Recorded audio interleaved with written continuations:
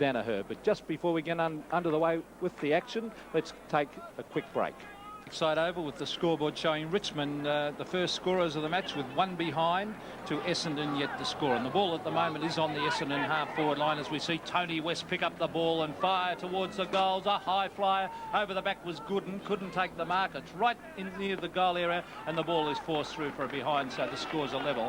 Have great pleasure in welcoming ex-champion Footscray and North Melbourne player and ex-Brownlow medalist, of course, in Gary Dempsey, who's joining us for today. Good afternoon, Gary. Thank you very much, Peter. This would be one of your first experiences of seeing the reserve football, I would imagine, at the Lakeside Oval. For a long time, it's been my first experience, and it's my first game for 12 months I've seen live, so it's going to be a strange experience for me. Well, here goes Waterson down towards the full forward area. It's taken away there for Essendon. Number 42 you saw on screen was Kerry Good, the ex-North Melbourne player, and of course a teammate of Gary Dempsey. Yes, and I noticed that Kerry's doing the same thing again, playing from behind, and that was one of his problems at North. He's got a free kick this time, but I think Kerry would be far better playing from in front. Well, Kerry, there he is on screen. Kerry Good kicked a number of goals for North, and in fact a couple of games had some pretty big tallies, but as Gary said, relies very, very heavily on the high fly. He's not a tall player, so he should really get in front. There's the kick from a very difficult angle. It comes across the face of goal, off the hands of Gooden, number 20 for Essendon, and through for another behind. So a goal not yet scored in this match. Two behinds to the Essendon side and one behind to Richmond. We see Greg Strawn kicking off, and I don't think it'll be long before he's in the scene this side. It was very much a regular in the side last year. There's a short pass coming up towards the half-back line. Number 50 you saw there for the Richmond side was Hamilton. Eventually the ball is brought right across towards centre wing. Now Shane Hurd is a tremendously strong player coming back from injury. Shane, good play as he's on centre wing. He's ducking around. He's looking, not too good on the left-hand hand pass. There was Shane Hurd, yes, and it was straight over the line out of bounds. He should have went first, didn't he? He should have handballed when he had the chance. That's right. He waited too long. He was on that right hand. Now this red-headed young guy here, you see, for Essendon is young Whittaker doing the ruck work against his opponent in Larson. It's on the half-forward line. Players going in very, very hard. A nice hand pass comes out to the Richmond player in Winton, a brother of Brian Winton, who is playing currently at Essendon. It's now over the line. There he is, Winton. Number 33 you saw there, Jeff Winton. And the ball right in that forward pocket area for Richmond. As I said earlier, conditions are absolutely perfect. And I think the players, by the end of the day, will really know they've been playing football. There's the ball hit to the ground, players going in hard after trying to keep it into play, but eventually kicking it out of bounds on the full was James. That is Stephen James, who was a top full forward for Richmond Thirds last year. The short pass, dangerous play across to Michael Thompson. This could be real dangerous. We see a shot at the goals, and it is just offline. No, it has snuck in for a goal. A lovely goal for Richmond, kicked on that occasion by Geary. They seem to have forgotten the old rules, haven't they, Peter? They to kick long when you're in defence like that on the boundary line. Stupid kicking in front of goals like that. Here it is on replay now. Look at that. Straight to him, knocked down. Lovely little tap over too. And a nice little kick. No problems whatsoever. Yes, I thought he'd missed with that one, the way the goal umpire went across, but it must have just got in, and a handy one to young Geary. Number 51, that's Richard Geary. And a good start to the Tigers. A tremendous match yesterday out at Windy Hill between Richmond and Essendon. I think this will be a good one too, as we see the ball coming again down towards the Richmond end of the ground, and the umpire will come in and bounce the ball. Scoreboard at the moment, Essendon on two behinds, trailing Richmond on 1-1, and we have been playing approximately 5 minutes in the first quarter. Larson got it down then. A hurry kick from Waterson comes right down towards the half-forward line. Out they come. Could have been a trip. No, said the umpire. Further afield it goes. You'll see, the Richmond defence too strong there, and the umpire playing the advantage rule here as out it comes to the player who just kicked the goal a moment ago in Geary. Geary on half-back flank, kicks it towards centre wing. You see little 48, badly beaten for that. Was Neil Danaher taking the mark. Over to Shane Ellis, the import from Western Australia. Number 37 you see there is Harbinson, and Harbinson and Waterson are two players I often mix up, and they've been in the reserve side, Gary, for a number of years and are good contributors. Great mope on Neil Danaher then. No lack of confidence at all for fellas now the game so long. And lovely to have our old pal Sandy Roberts back after Comparing World of Sport. Thank you, Kevin, and it's going to be a pretty good game, this one, this afternoon, and I might just take the opportunity. Did I say Kevin? Peter. Well, I've had names running through the years. That quickly.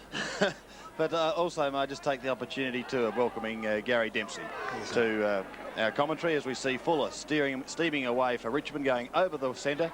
And I don't think the mark is going to be paid. In fact, play on is going to be the call as we see Doherty going forward for the Tigers, putting it out wide, then swinging back in towards the pocket. The lead is there. It is good, and the mark has been taken by Mark Bird. Richmond looking very good at the moment, aren't they? They're running well. They're more aggressive than Essendon. They seem to be right on top of them. And Pete, I don't know whether my eyes are deceiving me, but the ground here at the Lake Oval appears to have changed in some areas. I noticed they've certainly changed the parking as we see that shot at goal. Looks pretty good. It is, and a very good goal to Mark Bird. But also, the scoreboard on the outer side of the ground, has it disappeared, or are my eyes deceiving me? You're not deceiving you. No, there's we've still got the old one. Time clock. Right, we just haven't got the one on the ground. And Sandy, you'll be pleased. There's a replay of that kick. Beautiful kick from the boundary line, Gary. Lovely kick, wasn't it? That's something you know all about, of course. The Woosha Fan Club, I think you'd like to mention that they are here again in action, and they've sent us complimentary tickets to their club. The Woosha Fan Club have been very good over the years. In fact, what they like to do annually is let off pigeons during a particular day, and they have made the threat, or the promise, to let off 24 pigeons, let them go, when Neil Peart... well, actually, no, at the first Richmond goal at the lake end of the ground, so that'll have to be next quarter. Right, that's right, and they are going to set off 24 because that is the number of Neil Peart. I'm glad we've sorted that one out. Here's the opportunity for the Tigers once again through Mike Doherty. He'll have a shot at goal this time. He's pulled it across the face marginally, and only one behind the result. That was a result of a good tackle up here by a Richmond player. He took the Essendon player, knocked the ball out of his hands, and just went on with the ball. They're really much more physical and aggressive than Essendon at this stage. Well, yes, Richmond doing well. I would think before the game Essendon would have been favourites. Now, this player has been very impressive so far, young Geary, as he's tackled there. Number 20 is a player called Gooden, who I saw last week in the reserves out of VFL Park, and a real high flyer towards the centre of the ground. Neil Peart is there. In he goes after, taken away beautifully. That was good play for Essendon there by Peter Banfield. Further afield, some vigorous shepherding going on there as we see the shot coming in towards goal, and it is a lovely goal. Nationals redesigned the washing machine. Streamlined front control panel, computer inside. Adds up to an easier wash day. I got a mate called Mazda. Real good mate I go to work with, real good mate who works real hard. Real good mate I got to rely on. My Mazda B's the best investment Madison Love, they trail now by 6 points. Richmond 2-2-14. Essendon have 1-2 on the board, but it's the Tigers down into their attacking zone once again. I think this ball will go over the line. It will. And beating David Martin, we'll see a throw in. And Pete, I might just say too how pleasant it is to have the more dulcet tones of Gary Dempsey than the harshness of one Donald Scott. Well, they tell me in the pre-season over there at South Adelaide, is it? Yes, that he was training them 6 days a week, old Scotty, and I'm not so surprised there'd be plenty of bloodshed at training too, I would imagine. As we see coming out of defence there for Essendon was Stephen Pirrie, who was via Richmond and of course via St Kilda. Now it's Michael Thompson, centre of the ground, onto the right foot he goes for the short one, trapped almost in the centre again as we see Tony West, the ex-Brunswick player. Richmond too strong at the moment though. There's Geary in there again doing a little bit of shepherding. The hand pass comes towards the half-back line. Oh, that was good football as the ball is delivered right up towards the half-forward line. Charging after it for Richmond is James, and finally a kick at the goals by James is offline and through for one behind. Enough talking down there. He had the ball, he had plenty of chance to settle in and kick that goal, but no one spoke to him. He just had a blind shot. 2-3 Richmond, leading Essendon 1-2. The ball on that half-back line as players going very hard after the ball. Picking it up is Harbinson. Can't get to him. The umpire might have said that was a throw. In fact, he has. And it'll be a free kick to Richmond going out there to Lemon. That is Jeff Lemon on half-forward flank. Goes in towards the half-forward zone. No mark taken there. The attempt was made by Clugg. He was unsuccessful, and the Bombers are going to get out of trouble once again through Pete Banfield. Over the centre, here's danger as they set up the loose man. The handball comes across the way of Wynn. Goalwards he goes with a little stab in towards full forward. Shepherding. It's going to go against Essendon, and the Tigers are going to get out of trouble on that last line of defence. But it's going to be interesting, particularly in this Essendon lineup today, to see a couple of the players, the running players, who are threatening for senior positions in that very, very strong Essendon lineup. They've got a number of good runners, and let's hope they all go pretty well. Some strong tackling taking place on the wing at the moment. At the bottom of the pack is Johnny Clugg. Gets the free kick, goes in towards the half-forward line, and the mark is taken. Play on as the call. Here's an opportunity for Jeff Lemon after receiving the hand pass. Fires at goal, but is well off target. In fact, out of bounds on the full. Yes, so that was a bad bit of play. Then he had plenty of time. That he did the right thing. Yeah, he did the right thing by staying down, and then he muffed it, but not steady him for the shot for goal. Stephen Perry kicks it towards the half-back line. That was a good mark to the big ruckman there for Richmond in Larson. He's looking good, Larson, isn't he? He's rucked well, hasn't he? At the centre bounce is Laurie Larson, this is. He's gone the short pass. The lead has been made, and that's a good mark up in front. It looks like James, I think, the full forward. As I said, a very successful full forward for Richmond in the under-19s last year. Stephen James. That last looks like a typical rucker with that great kicking style, doesn't he? Oh, gee, this is going to be worse than Scotty. It's Don Scott over again. No. Stephen James, about 25 metres out on a 45-degree angle. The Tigers looking very impressive. There's that left foot. They always look good, and he split the centre for another goal for the Tigers. Cup where the Tigers have moved away to 3-3. Essendon 1-2. James, Bird and Geary, the goal scorers for Richmond so far in this first term, as we see that ball shot high in the air. Thompson going to stand his ground, can't complete the mark. He does have support, and trying to force his way through for Essendon on that occasion was Merv Harbinson. They're going to push it up towards that half-forward line. Tapped further forward by Banfield, who gets it cleverly across to Winton. Winton steadies, fires in towards goal, but he's off target again. He took that too easy, didn't he? He just sort of casually looked at it and just swung his foot at it. And he should have a bit more purpose than that. Out of bounds on the full. He played close to 15 minutes in this first term. Good mark taken there by Robert Fuller. Goes on with it straight away. The Tigers trying to move this ball around as quickly as they can. There's Danaher. Interesting to see how he stands up to this game today, and great to see him back, Gary, isn't it? Yes, it is great. He took a great mark there before. A typical mark of Neil Danaher, and he's looking well at the moment, putting his body in. The throw in front for Essendon was Whittaker. Couldn't get it away, and the umpire will come in and decide upon another bounce. Yes, and this will take place on the outer side of the ground. It's a great thing that the wind has died down a lot from this morning, when it was very, very strong, and I think we should see a very good standard of football. There's number 44. He hooked it down with the left hand there, a la John Nichols, or should I say Gary Dempsey. That I might offend you there. Bring up Kevin Morris. There's a shot of Kevin Morris in the summer gear today. Well, I don't blame him, and just thinking about that breeze, I think the players might appreciate just a little of it, because it's going to get pretty warm this afternoon. So would we, I think, up here. My word, yes, we're on the outer side of the Lake Oval ground at the moment.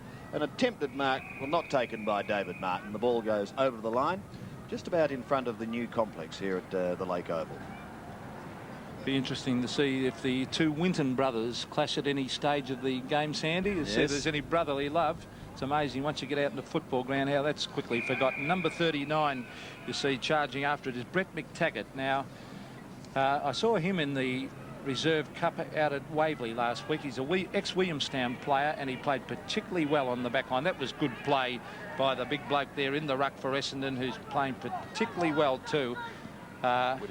Whittaker, I was trying to think of his name, as the ball is kicked right out towards Michael Thompson. No, it's Brian Winton, I should say, on half-forward flank. He goes for the hand pass back to Michael Thompson. Good backing up there. He swings onto the right foot and kicks it towards centre half-forward. He's looking for Gooden, who flies in front, can't take it. Picking it up and having a hurry kick as Phillips towards the goals, bounces the wrong way, and through it goes for one behind. Michael Thompson looks good when he's got the ball, doesn't he? It always surprised me, that fellow, why he never plays much senior football, because he's well balanced, he's got all the skills. A little bit of conjecture on that 41 number. We might see if we can get someone to check that out for us, because we've got one saying 41. It's definitely Phillips. Right, so Phillips is 41 because the record said it was Duncan, so we will disregard the record I think on this. Sean Duncan's left Essendon, as a matter of fact, Sandy, and I think he's, I'm not sure where he's playing, might have gone interstate. Anyway, the ball's on half-foot, all kicked off the ground by the Essendon fullback on that occasion, Stephen Perry. It's out wide, picking it up for Richmond and snapping it back is Langford. Up it goes. Oh, good mark. He's playing pretty well. Both ruckmen doing well. That's Whittaker on this occasion, and Larson, his counterpart, doing well for the Tigers. The kick comes down towards half forward. Players set themselves. That's a nice mark.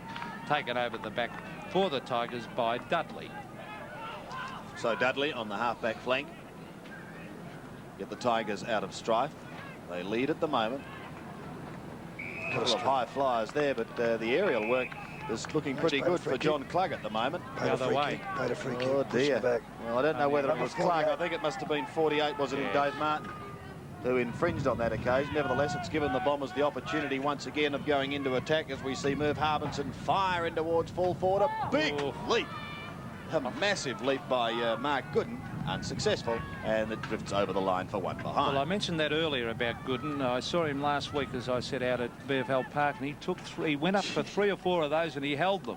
They were sensational marks. He should have held that. He had his hands to it. He did. He had his name written all over that as the kick comes out towards the half-back line. A nice mark taken out there for the Tigers by James. Well, he mustn't be playing at full forward. He must be interchanging as we see Peart, the ex-Collingwood player, up towards half-forward, where the mark is taken up there by Lemon. Now, he's been in a lot of the play, gives the hand pass across. This is good football as we see James coming down the ground on the left foot. A long shot at the goal, and that's his second. Beautiful football. I've got At the moment, 4-3, playing 1-4 from the centre bounce once again. Richmond winning some of the aerial work, but unable to take it out of the centre. Harbinson looking for the free kick and is going to get it. Still right in the middle. Go long. The lead is there. Kick just drops a little short. Richmond slow to chase on that occasion, and it allowed Kerry Good to get it across to his teammate. Now the opportunity for Phillips. He fires towards goal and makes no mistake. So Phillips has posted his first goal, and a much-needed one for the Bombers. But they've been play by the Richmond defence there, because Kerry Good has never been good picking the ball up, and they just let him fumble, have plenty of time to pick the ball up. Had the little kick, and away they went. Here we are again. No, with Mr. Tony West. Quick thinking too by Kerry Good. Nice goal, lovely kick right through the centre. There he is, Kerry, and 2 experienced players there, and you see Greg will be pleased. He's got someone with a banner of his name on the fence near the goals as we see the bounce again. The ruck work has been a delight to watch so far. I think Gary will comment on that as the game goes on. It's picked up by Robert Fuller. A hand pass out wide. That's good football by Richmond. They're teaming well as Hamilton goes towards goal on the left foot. It's bouncing, and the Essendon defenders force it through for one behind. 39's an interesting player. I mentioned McTaggart before. Another player, Sandy, I'd be interested to look at is number 19 in Shane Ellis, who came across with a big reputation from Western Australia. Yes, that's quite right. It'll be very interesting to see how he performs. Here's the kick back into play. Man in front is going to be paid the mark. And he's certainly been in everything, Phillips, in the last couple of minutes. Gets the handball away, scoots it up towards that right half-forward flank, but it's going to beat players over the line in front of the old press box there, and we'll see another throw-in take place. We're mentioning Shane Ellis. There he is in picture for the Bombers, number 19, just at the back of his opponent. The player with him there, John Klug, too, also came across with a huge reputation from Tasmania, so he's a young player who may have a future. A bit of pressure on both of those boys to perform well. Here's Danaher. Another good mark by Danaher, wasn't it? He just has so much time. Yeah, look casual as you like. Drop punts it in towards that half-forward zone. No mark is going to be paid. Quickly off hands. It's booted forward by Wynn. Down towards full forward, but Strawn is there to take a timely mark in defence. Good positioning. Brings it out from the back pocket towards the half-back line. Played well, this player. Good play. Geary, he has been a very, very good player. Up towards centre wing. It's taken by Brett McTaggart.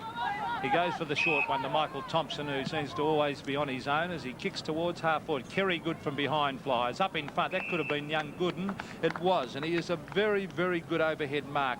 Is Mark Gooden, and that's a terrific mark at centre half-forward. Let's have a look at this on replay. He's in front again. That's what something that Kerry Good should look at. This young fellow isn't afraid to put his body in front, and he gets the results. Well, he would only be 35 to 40 metres out directly in front, well within kicking distance. He kicks it high, a high floater, might just sneak in this one, and it does, says the goal umpire. Another goal to the Bombers. Tonight, a nostalgic treat from the silver screen. Goal from the Bombers to bring them to within one kick of the Tigers. Peart tries to force it away. Thompson going to be second to it on this occasion. The Richmond defence having to work overtime, but they'll get out of strife as it's pushed back towards the centre. The opportunity now for Ellis. Let's have a look at him. Loses it. Too slow, wasn't he? Yep. Hurd. The handball away. Danaher. A high kick up towards that half-forward line, but Neil Peart strong in defence. We'll have to watch out for the Pigeons for the first goal in the second quarter. Peart goes short, and some good shepherding work as called by Gary Dempsey, by Geary, allows him to get clear. And now the opportunity is for the big fella in Klug. Gets the handball away, and through handball they're going to be able to drift it down to that forward line. In fact, Jeff Lemon goes very, very short, but effective. And they've created the loose man in that area, but perhaps tried to do a little too much. One kick too far, and Essendon should certainly get out of trouble with this. It's going to be Wynn, Jimmy Wynn.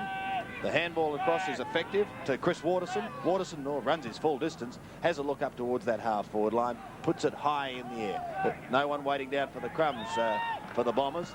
And Richmond get out of trouble once again towards the boundary line.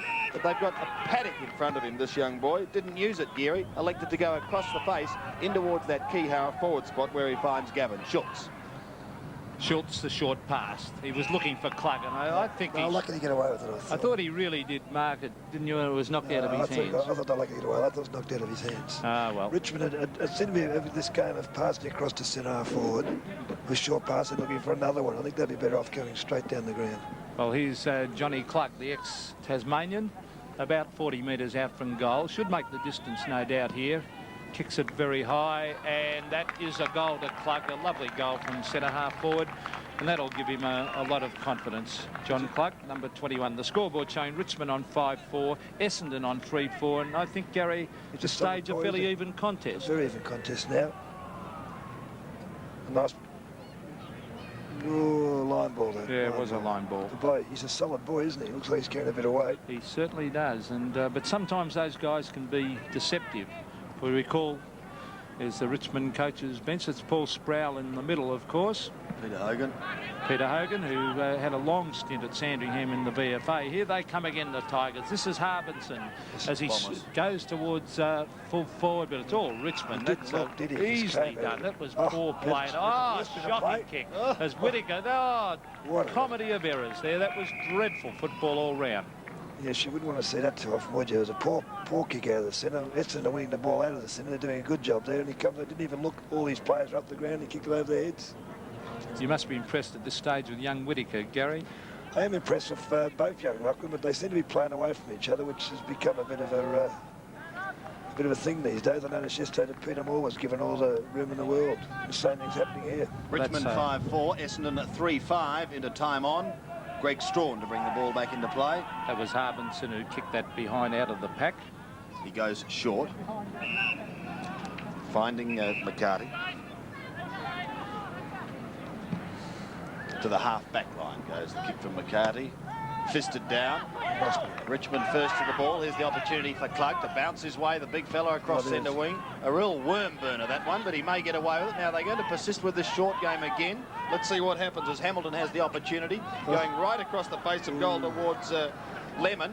Puts him under plenty of pressure, and it will be Chris Waterson that gets Essendon out of trouble. Up towards centre wing. Away they scoot once again, very quickly up towards that forward line. Win is there for Essendon, but the ball beats him over the line, and another throw-in to take place. That was Jason Love, the export Melbourne player. Another player we can watch today. Big reputation in the VFA. And also for Richmond, I noticed having a kick a moment ago, number 28 played in the night game, and my spies tell me he was a champion player in the amateurs, and that is Zakaski.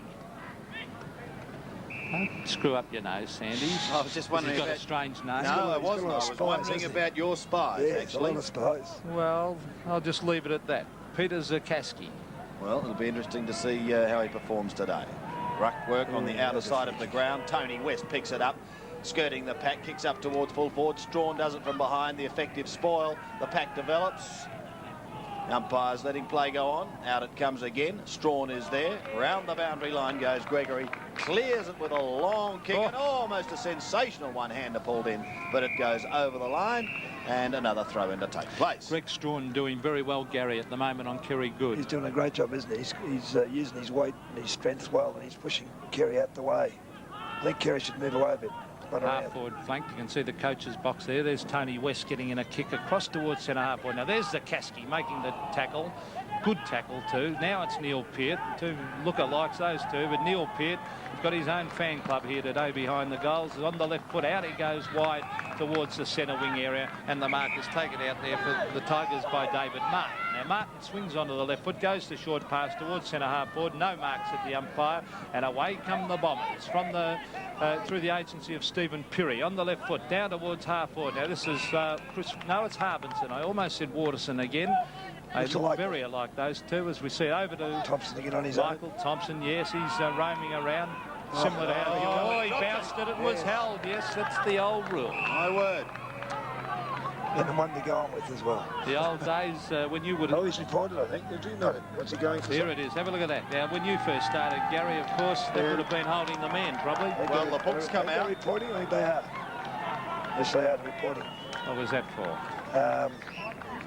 Can't say. Can't say. No. Yes. Well, we better not say what that was. But the player copped a pretty heavy knock. I know who would love me revelling in that now, wouldn't he, Don? Only if there was blood. Well, Michael had his chance there, but he blew it. I think he deserves to get a flick against him. What amazes me is the way Richmond keep persisting in this short pass in the centre half forward. It's worked once out of 5 occasions. And it seems staggering, doesn't it? Before, when before you came, they were kicking the ball long and they looked good. Now they're fiddling around too much. Well, a little bit of time wasting here, but the boy appears to be okay. The notebooks have been put away. It's certainly going to be a very busy night, incidentally, the tribunal this week. And we see the Tigers go forward once again, down towards full forward. Pirrie is there, takes a timely mark on the last line of defence. And I think I said, John, the pronunciation for number 21 for Richmond was John Klug. We have been told it is not Klug, it is Klug. Well, I think we're all to blame for that. So to the Klug family, we do apologise. And let's hope John continues with some good form here this afternoon. Speaking of the Tigers going forward, they tried to through the agency of Clark, but the siren has sounded to end the first term here at the Lakeside Oval, with the honours pretty even, although Richmond have it on the board. 5-4-34, leading Essendon 3-5. Here at the Lakeside Oval, we see Richmond with 5-4-34, leading Essendon 3-5-23. And let's have a look at the game with our special comments man this week, Gary Dempsey. And I think, Gary, as we mentioned during the quarter, the change of tactics surprised everyone by the Tigers. As you mentioned in the early part of the quarter, they went long and successfully. But in that second and latter stages of the term, going short to the key half-forward spot and seemed to come undone. Well, it certainly did. It's Sproul, I said before that Sproul used to that when he was playing with Richmond years ago, but they kept persisting. They came down this side of the ground. They kicked it to the centre half forward, and Essendon could see what was going to happen. They just kept busting it and putting pressure on them, and they kept getting the ball away. And what amazes me is that Richmond have got two great defenders there, and Strawn and Peart. They're absolutely killing the Essendon people, and I think Strawn at the moment's my pick is the best player on the ground, and they're getting the ball away so easily, and they get the ball down around the centre line, and once it gets there, they blow it. And, the one occasion I did go along over, I think young James got the ball and went straight down. They kicked the goal. I think Richmond are the better side at the moment, but they're messing around too much around centre half forward. Stephen James, incidentally, is the top goal scorer on the ground at the moment. He has contributed too. I might also add at this stage, Gary, we're going to ask you to, throughout the game, keep an eye on the player whom you consider the best on the ground, because once again, this year we're going to be giving $100 to the player that our comments man, Gary Dempsey, selects as best on ground. Pete, what were your thoughts on the forward setups of both sides? Yes, well, I think that both forward lines are finding it fairly difficult. The back lines are fairly strong, but there's been a lot of short passing, as Gary said, on that Richmond forward line instead of going straight for the goal square. But Jason Love, I felt, down the other end for Essendon has looked fairly dangerous across that half forward line. Kerry Good has been pretty well held down at full forward by a very experienced player for the Richmond side in Greg Strawn. But generally, I think the back lines are on top at the moment. It's a very, very even contest. I tell you what, gentlemen, it'd be very interesting to see, having watched Richmond and Essendon yesterday, and particularly from the Richmond point of view, how some of these more senior players go today, because I do believe there could be a couple of gaps, and there probably are only a couple, but Richmond could well be a force this year. Yes, yeah, they look, especially the back line of two players. Young Love, James, a bit too inexperienced at this stage for senior football, but Strawn and Peter looking good. But young Gooden's playing well for Essendon, isn't he? Yes, he's got a player with a future, but I'd hate to be trying to break into that Essendon senior side. Now, Chris Waterson has been in the reserves, I reckon, for, what, 3 or 4 years? Well, there's a few like that. And he's a good player. He would get a game with certain league clubs, but he won't get a game with Essendon, I don't think, at the moment. Well, Harvison's a bit too small, I think, at this stage for Essendon, the size they got. But Thompson said he make the same mistakes I've seen him made for the last couple of years. Yeah. Yes, he hangs on the ball too long. He's got the ability to get away on his own, but he seems to want to do too much to the ball. And on this ground, which is so short, it amazes me that they try and kick short. One big long kick and you're there. Right. One player, of course, who will certainly come under consideration, there's Kerry Good, by the way, on your screen, the ex-North Melbourne full forward, is certainly Shane Hurd. Shane wouldn't be a regular player in the Essendon first, but he's recovering from injury. He's had a couple of games in the reserve, so he will certainly be considered. We haven't seen much of Ellis yet. Shane Ellis, he hasn't done much so far in the game. He's got a big reputation. Well, I don't think we ought to forget another name too that will certainly come under consideration for senior selection. Danaher. I think he's got a long way to go, He's Neil. taken two great marks. Later on. Yeah. His ball handling on the ground has been a bit suspect at this stage. That's to be only expected. Well, I really do hope that Neil Danaher does come good, because he was in the superstar category. There is no doubt about that. He was a match winner, and there he is on screen, Neil. It was an absolute tragedy what happened to Neil, and I think no doubt he had. I think even Terry would admit it himself that Neil had more natural ability, but Terry's a real Terry's he's a real goer, isn't he? Real goer. Of course, Neil is too. But I played with Neil in the state game. There's no doubt about the man's got a football brain. He's very relaxed about his game. He's a real country boy at heart, and he loves his football. And it's great to see him out there. It's great to see him take those two good marks, because that'll give him some confidence. All he's got to worry about now is his ball handling on the ground. Well, I'm sure not only all Essendon supporters, but all football supporters generally would dearly love to see Danaher back and firing in the seniors. I think it'll be a great thing for the game, and let's hope that it does happen. Richard Geary is one player that's impressed me. I didn't mention him before. The number 51 for Richmond. I think he's doing a lot of good work up on that half-forward line. He keeps on the move, doesn't he? He doesn't stop. He keeps running around. All right, well, the scene is just about set now to start the second term here at the Lake Oval. Sun shining. We've got a top of around 29 degrees here in Melbourne, and feels a little more than that here at the moment. Here we go. Second term. Can the Tigers hold their lead? Incidentally, don't forget the first goal that they score from this end, we're going to see a release of 24 pigeons from the Woosha cheer squad. And it's 24 because that is Neil Peart's number, and they're pretty impressed by Neil Peart. Speak of the devil, up he goes there from behind, trying to spoil the opportunity now for Tony West to receive for the Bombers. He does. Fires in towards goal with a low trajectory kick. Strawn going back, but he won't get there. First goal on the board in the second term to the Bombers, and that's a very handy one indeed. 4-5 they move to now, trailing Richmond 5-4. Young Bansfield did that. He burst his way through the pack, handballed Got across, the handball, yep. and the way they went. It was a great bit of play, and it was good to see some of the young Essendon blokes run up and give him a clap on the back for him. Well, here's a replay of it. Gary will see Banfield in action. There he comes, burst his way through. Great bit of play, nice little handball, and a lovely shot for goal. Kept it low. Well, like one of your kicks, as Scotty would say. Well, that was a beautiful goal to Essendon. As I said, a very, very even contest. 5-4 Richmond, Essendon on 4-5, and at this stage of the game, you wouldn't know which way it's going to go. That's beautiful football for Essendon by Phillips. Now towards the forward line, easy mark dropped. He did drop the head there. Now it's a chance here for Harbinson, a hand pass. Looking for Michael Thompson, he was, but there's three Essendon blokes in there. Now it's Banfield again, a long hand pass out. Now it's over to Shane Hurd. He ducks away onto the right foot, kicks it towards the forward line. No mark. Swinging away onto the left foot, we see number 48 for Essendon. That is Jimmy Wind into the forward pocket. Neil Danaher's there, and the ball is eventually forced over the line and out of bounds. Well, having Essendon come out with a bit of fire in this quarter, they're bursting through the packs at the moment. Something must have been said to them in the quarter-time break, because they look a different side. There's the ruck, Jules. The ball, there's a chance for the Richmond defender there to kick it out, and that is Tony McCarthy, but an easy mark has been taken. And this Banfield, is it? Can't tell. Well, he is, I think it's Peter Banfield, about 30 metres out from goal, or 45-degree angle, so it's not as easy a kick as it might look on the screen. As we see, and he comes on the left foot. Banfield fires, and I think he's offline and through only for one behind. And so the Bombers move on to 4-6. Richmond 5-4 in a very entertaining game here at the Lakeside Oval. Greg Strawn, very experienced player, strong player. Oh, lovely kick towards the centre of the ground. It's all Essendon though, as the ball is hurried by Whittaker down towards the forward line. Now this is the player I was talking about earlier, Peter Zakaski, a big name in the amateurs last year. Good judges have told me he'll go straight into the Richmond side. Well, he did in the night game, but now he finds himself in the reserves. Sikowski. Ellis, a hand pass to Harbinson, has a touch of the fumbles. Oh, beautiful tackle that was. Could have been holding the ball. Ellis goes in again. Now it's Harbinson going to lend a hand. Could have copped a free kick on that occasion. Oh, boy, the Richmond player copped one right across the head there. And it's a definite free kick to the Tigers. Hand pass.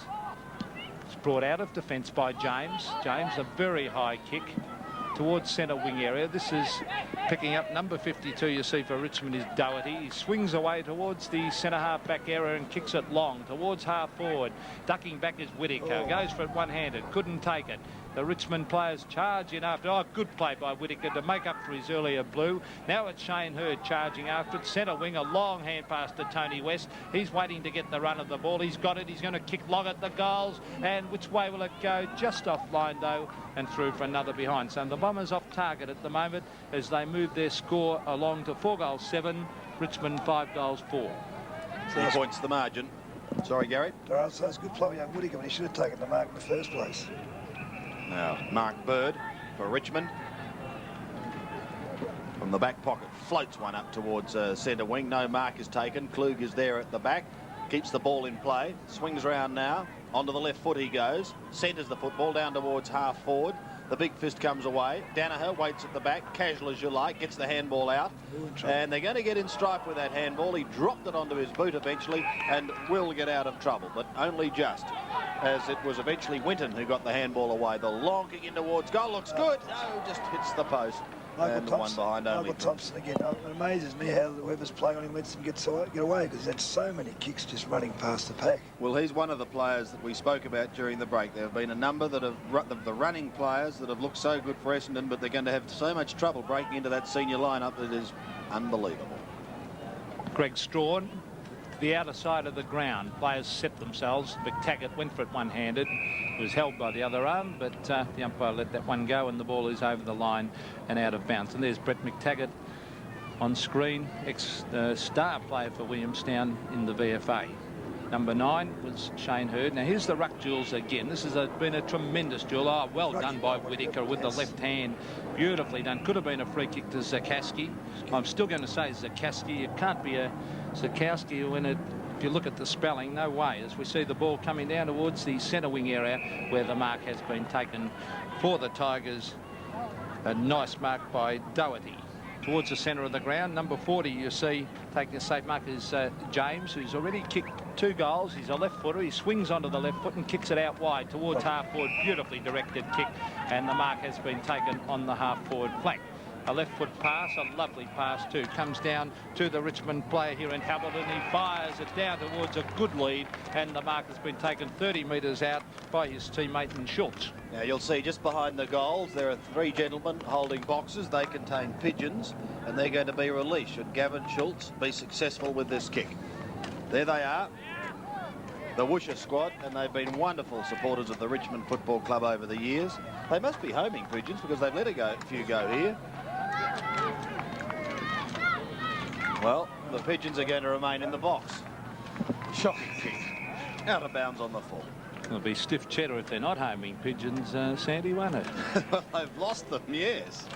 No, I'm pretty sure they are. Tony West in that back pocket region. Well, they've decided to make that cheer squad, as you said, have done a great job with it. Neil Peart is their star player. for this year. They're going to really look after Neil this year and try and egg him on to get him in the first. This is beautiful play. That's Zakaski again as he goes down towards the half-forward line. Up they go. No mark is picked up by John Klug. He's trying to get away with a hand pass. He does so to Geary. Geary caught with the ball. Back to Klug. That's good backing up by the big fella. On the left foot, he fires at the goals. That's a very, very good goal kicked by John Klug. And there go the Pigeons heading home towards Tigerland as Richmond moved to 6-4, Essendon 4-8. John Klug has really looked good this quarter. A couple of occasions he's done something with the ball. He seems to have a bit like Neil Denner. He's got plenty of time once he gets hold of the ball.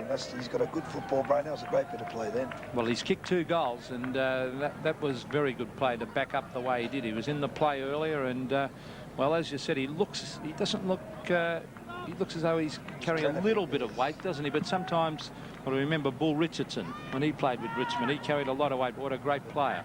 Essendon forward through Jimmy Wynn. Oh, going to be shepherding. Shepherding out. Oh, no, he's going to pay it. I think Michael Thompson was going to hand it back. He was ready to. Oh, it's his teammates, is it? No. No, he's just pulling them off the mark. Peart, the man on the mark. Thompson goes forward once again. Wynn's waiting down. They can just about palm it down, but didn't have to be the good ones there.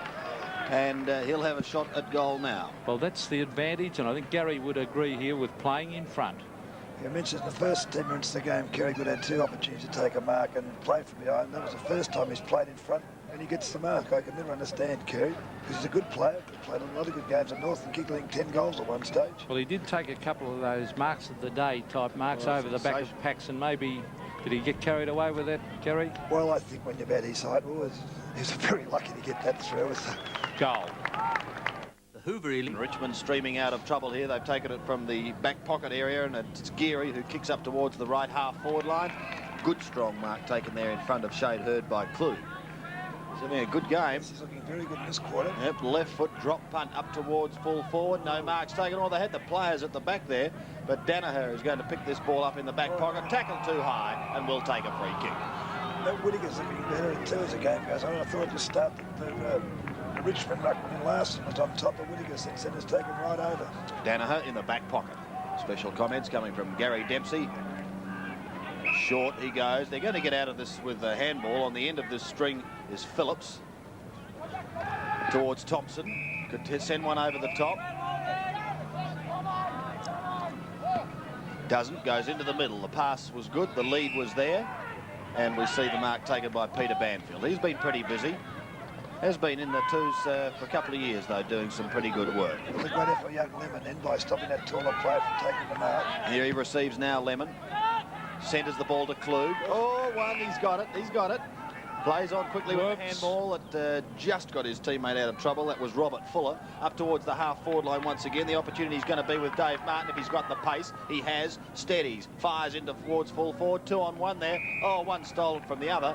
But I think the mark is going to be paid. In fact, he's called play on. If you're going to send the ground, Michael Thompson on his own again, not a Norton. Well, there are 2 of them. Well, that was a good mark by Shane Ellis down there, and that's about the first really top thing we've seen of him. Gee, this bloke's impressive, Gary. Whittaker. Very impressive. But as sorry for him, Larry. I ran into Paul Seven when I walked into the ground. He was certainly the place later in the year, and Madden and Merritt. Top mark there. Kerry Good. Beautiful mark. Just shows the depth, doesn't it? Yes, that's a great mark by Kerry. He kept his eye on the ball, used his body.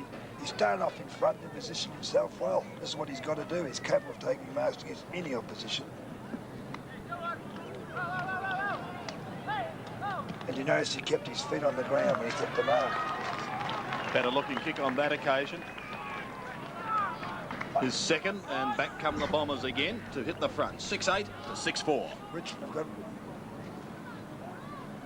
Let's have a look at this mark again in replay. His feet on the ground, and there he goes. The only one with his eye on the ball too, Gary. Yes.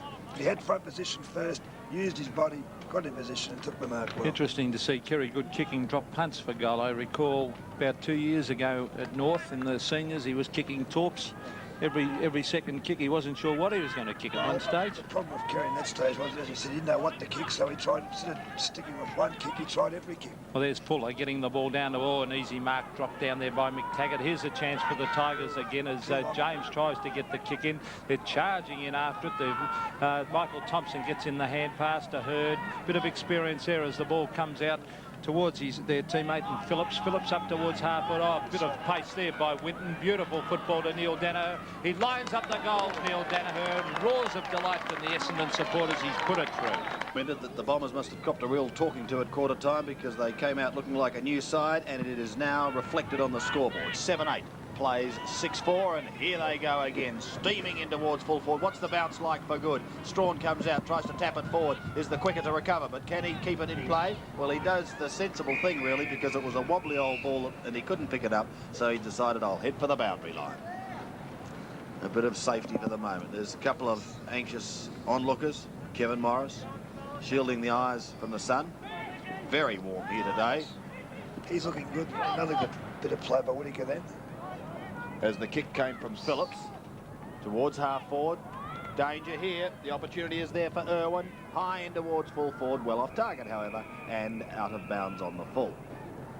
Well, Shane Irwin there, oh geez, run into an opponent there behind the players. Shane Irwin started off an interchange, Sandy, and just come onto the ground as it's out towards Gooden, who's a very good overhead mark. Mark Gooden, that was a lovely mark on half-forward flank.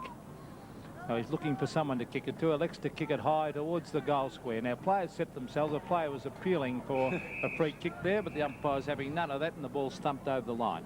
Essendon right on top across the half-forward line with Winton and Gooden. They're just absolutely destroying the Richmond half-back line at the moment. There's been no sign of Neil Peart for a while either. Here's Whittaker to do the ruck work. Oh, he's grabbed it again out of the ruck. He's still got the football. Whittaker, hand pass on the left, a lovely one out left to out wide to Harbinson. Harbinson on the left foot up towards the goal square. Up they fly. And speaking of Neil Peart, oh gee, could have it taken off him. It's going the other way, and that is bad play by Neil Peart. Umpires are always likely to do that. Now watch this. It was unnecessary. Watch. Silly. What's a silly play wasn't, especially at close out of goal. You'd be better off letting him throw you to the ground and get in 15 metres. A bit of undisciplined play there. If he's playing for a brass, he'd be taken off the ground. Brassy took Malcolm Blight off once after he kicked the goal because he should have centred it. Magnificent left foot goal. I think that's out of bounds, isn't it? No, a point. Well, that's why Brass was such a great coach, because he believed in discipline, and that was a bad bit of play by Neil Peart then. Very lucky to get away with only a point there. 7-9 plays 6-4, almost 16 minutes played, second term. Greg Strawn waiting for that ball to come back. Could be a while because it went a country mile.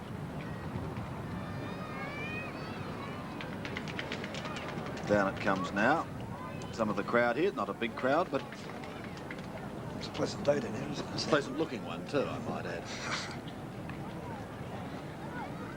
Tiger supporters, Sunbakers, and Greg Strawn.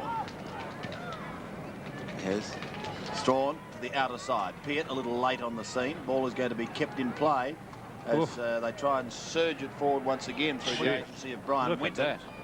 Fisted down in towards the pocket. There's a chance. Plenty of pace in this Essendon lineup. They're all a lot of good running players. Well, Big Whittaker was in there again and did some long hand pass. Number 44 for Essendon. Keep your eye on him. Doing a great job. The trouble with him now, he looks on those solid type ruckman today. They're looking more for the lead. Peter Moore. Your type. There's a goal. Oh. Peter Banfield going right across the face of goal and out of bounds on the full. Well, Gary Dempsey in his younger days, the lean, hungry type. Plenty of pace. Well, I think he's still lean and hungry, but I do query the pace. We must ask Gary later too about, there's been plenty of reports about him wanting to make a league comeback. Well, perhaps we'll have a couple of minutes at half-time to discuss that.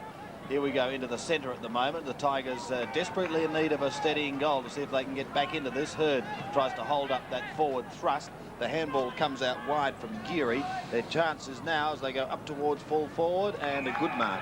He's going to play on the boy. Steadies, fires in towards goal with the left foot. It goes across the face of goal, and James, who kicked 2 goals earlier, is not a happy man with himself. There seems to be a little bit more desperation in the Richmond side at the moment. There's a bit of panic about them. That goal would have been a goal in the first quarter, but they're not steady. Perry brings the ball back into play. Good looking kick and a good mark. Man playing in front, and this is Chris Waterson. Plays on quickly. Some good shepherding work allows him to clear. He runs his full distance. And the great mark taken by Banfield. He's playing well. Spears a handball into the space. But standing his ground, coming through very strong. That's Zakaski. Good piece of play by Zakaski as he puts it out wide. Now a chance for the Tigers. This is Hobbs. It's not Hobbs, correction. It is Bird. He's kicked 1 goal, gives it across to Klug. Fires a goal and sneaks it home. Much needed goal to the Tigers. I like to... Peart, as we said, had been a little quiet this term, is off the ground with what appears to be a hand injury, but we will try and confirm that a little bit later on as Tony West sends the Bombers streaming down in towards full forward. Who's going to be first to recover? Greg Strawn of the Tigers. Good shepherding work, sees him clear. Kicks it back towards the half-back line. Again, the high flyers are about. No one able to trap it. Pushed clear. Overrun. Some heavy body work going in there. Thompson goes in over the top and may have been fringed with a push. And the free kick goes the way of Richmond's Hamilton. Gee, that was great play by young Hamilton there. Desperation on 2 occasions. He really deserved that free kick. Thompson, who must have a problem because he's spending the entire day on his own so far. It's a bit of BO, I think, in him. Well, there's something the matter. Love plays on. Oh, lovely goes play. short. Here we go once again through Phillips. In trouble. Trying to make amends. Hurd under pressure. Caught. Winton, a bad bounce, but recovers well. Forced onto the left foot, which is not a good one. However, he does have support out there through Shane Irwin. He, in turn, had about 6 short kicks here. Whittaker over his head. And eventually the Tigers bottle it up in that pocket zone. Picked up this time by Banfield. Towards full forward, the bounce. Ran into it. He gets caught. The umpire's letting this passage of play go on. Banfield again. Did that go 10 metres? 4.5. Well, the umpire seems to think it did, and Banfield won't. Well, he's going to go short again. I don't know why he just doesn't pick it up and kick it. Danaher does. Long to full forward. Pushed as he took the kick. Off target. 1 behind only. There's a lot of pressure football in that. It was good to see. That's why I think a lot of short kicks there, because Richmond were putting a lot of pressure on Essendon when they had the chances. 7-10 to 7-5.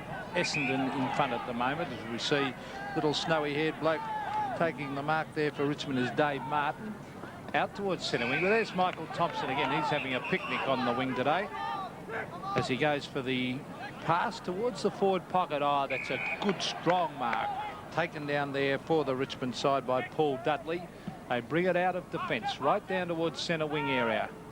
Tigers really picked up their play in the last 5 minutes as a little short pass from Lemon comes further afield towards half forward, where his teammate and Bird has taken the mark. Already kicked 1 goal down towards half forward. This little player's been very, very impressive today. Hamilton onto the left foot he goes across the face of goal. James charges after it against Stephen Perry. Perry leads in the race for the ball, kicks it to the boundary line. Now, was that out of bounds in the full? No, said the boundary umpire, and a throw-in will take place. The scoreboard showing Essendon 7-10, Richmond 7-5 in the Army Reserve Cup match at the Lakeside Oval. Main goal scorer on the ground is John Klug with 3. Steve James has 2 for the Tigers, but at the moment they trail. Essendon now with Tony West. Held it like a hot potato though and was very quick to dispose of the football. Oh. The tackling has been quite fierce in this term, and the umpires have let play go on. The opportunity now for Essendon to clear. The handball is good, and away they come. Bringing the ball in towards the centre. Danaher's there. The handball to him wasn't good, but he recovered well. Just hooks it over his shoulder, down towards the half-forward line. Now it's a chance for the runners. This is Love. Back to Thompson. Oh, a gimme goal. He steadies, fires, and puts it through, and Essendon move further ahead. So that goal to Essendon, who've moved now to 8-10, leading Richmond 7-5, so it's been a real turnaround in this second term. Let's see if the Tigers can get back into it here. Schultz goes with a high kick up towards full forward. No mark is taken by Steve James, trying to do the work from behind, and in fact the free kick has gone against him. Hurd is on that half back line. He receives now, sets up the long handball. This is the way they've been using their handball to great effect. Hurd receives again, runs into the centre, floats a punt up towards the half forward line, and the mark is taken on the chest by Jimmy Wynn. It was great play by Shane Hurd, and he gave the handball across, took it back in and kept running. The Richmond fellows have stopped running at the moment. Short, Bamfield, within scoring distance. You're right there, Richmond have stopped. There seems to be no Richmond middlemen at the bottom of packs. A couple of times the ball goes up to their goal square, there's no one there to take the crumbs, just Essendon players. Banfield's left foot floating drop punt. Umpire making a bit of ground and signals 1 point only, so he's not impressed. They go to 8-11 and a little bit of a warm-up here. Oh! A little bit of a fight. Steve Perry there. Bit stirred up, so he's playing against his old club. There's Zakaski kicking it out wide towards his teammate in Doherty. The Tigers through Geary. Long hand pass to Jeff Winton. It's a beautiful kick by Winton right down towards the forward pocket where big John Klug has taken a good strong mark. Now that's intelligent play as he saw the lead being made by James. Beautiful play by Klug. And I think you'd agree, Gary, that's a very intelligent play, which is unusual for a big man. Oh, that's nice, isn't it? It's interesting to have a full forward talk like that because he never passed in his life. But no, that was good play. This young fella's looking very impressive, even though he's going for it. And I think he may have been involved in that little fracas before. Nevertheless, he's got the opportunity of kicking a goal. It's amazing how well that can make you feel. That's his third. Klug is the key point in this Richmond side at the moment. Without him, they'd be lost. I think he's playing very, very well. And he had a bit of advice for the Essendon defence on that occasion after kicking the goal. But here's how it happened. He took a good mark, the pass was good, and he was able to convert. Tremendous skills there shown by Klug. You know, the fact that he could deliver that ball so beautifully. He's a natural right foot kick, and yet that was a left foot pass. And, you know, that's tremendous to see in a young player, the young Tasmanian, John Klug.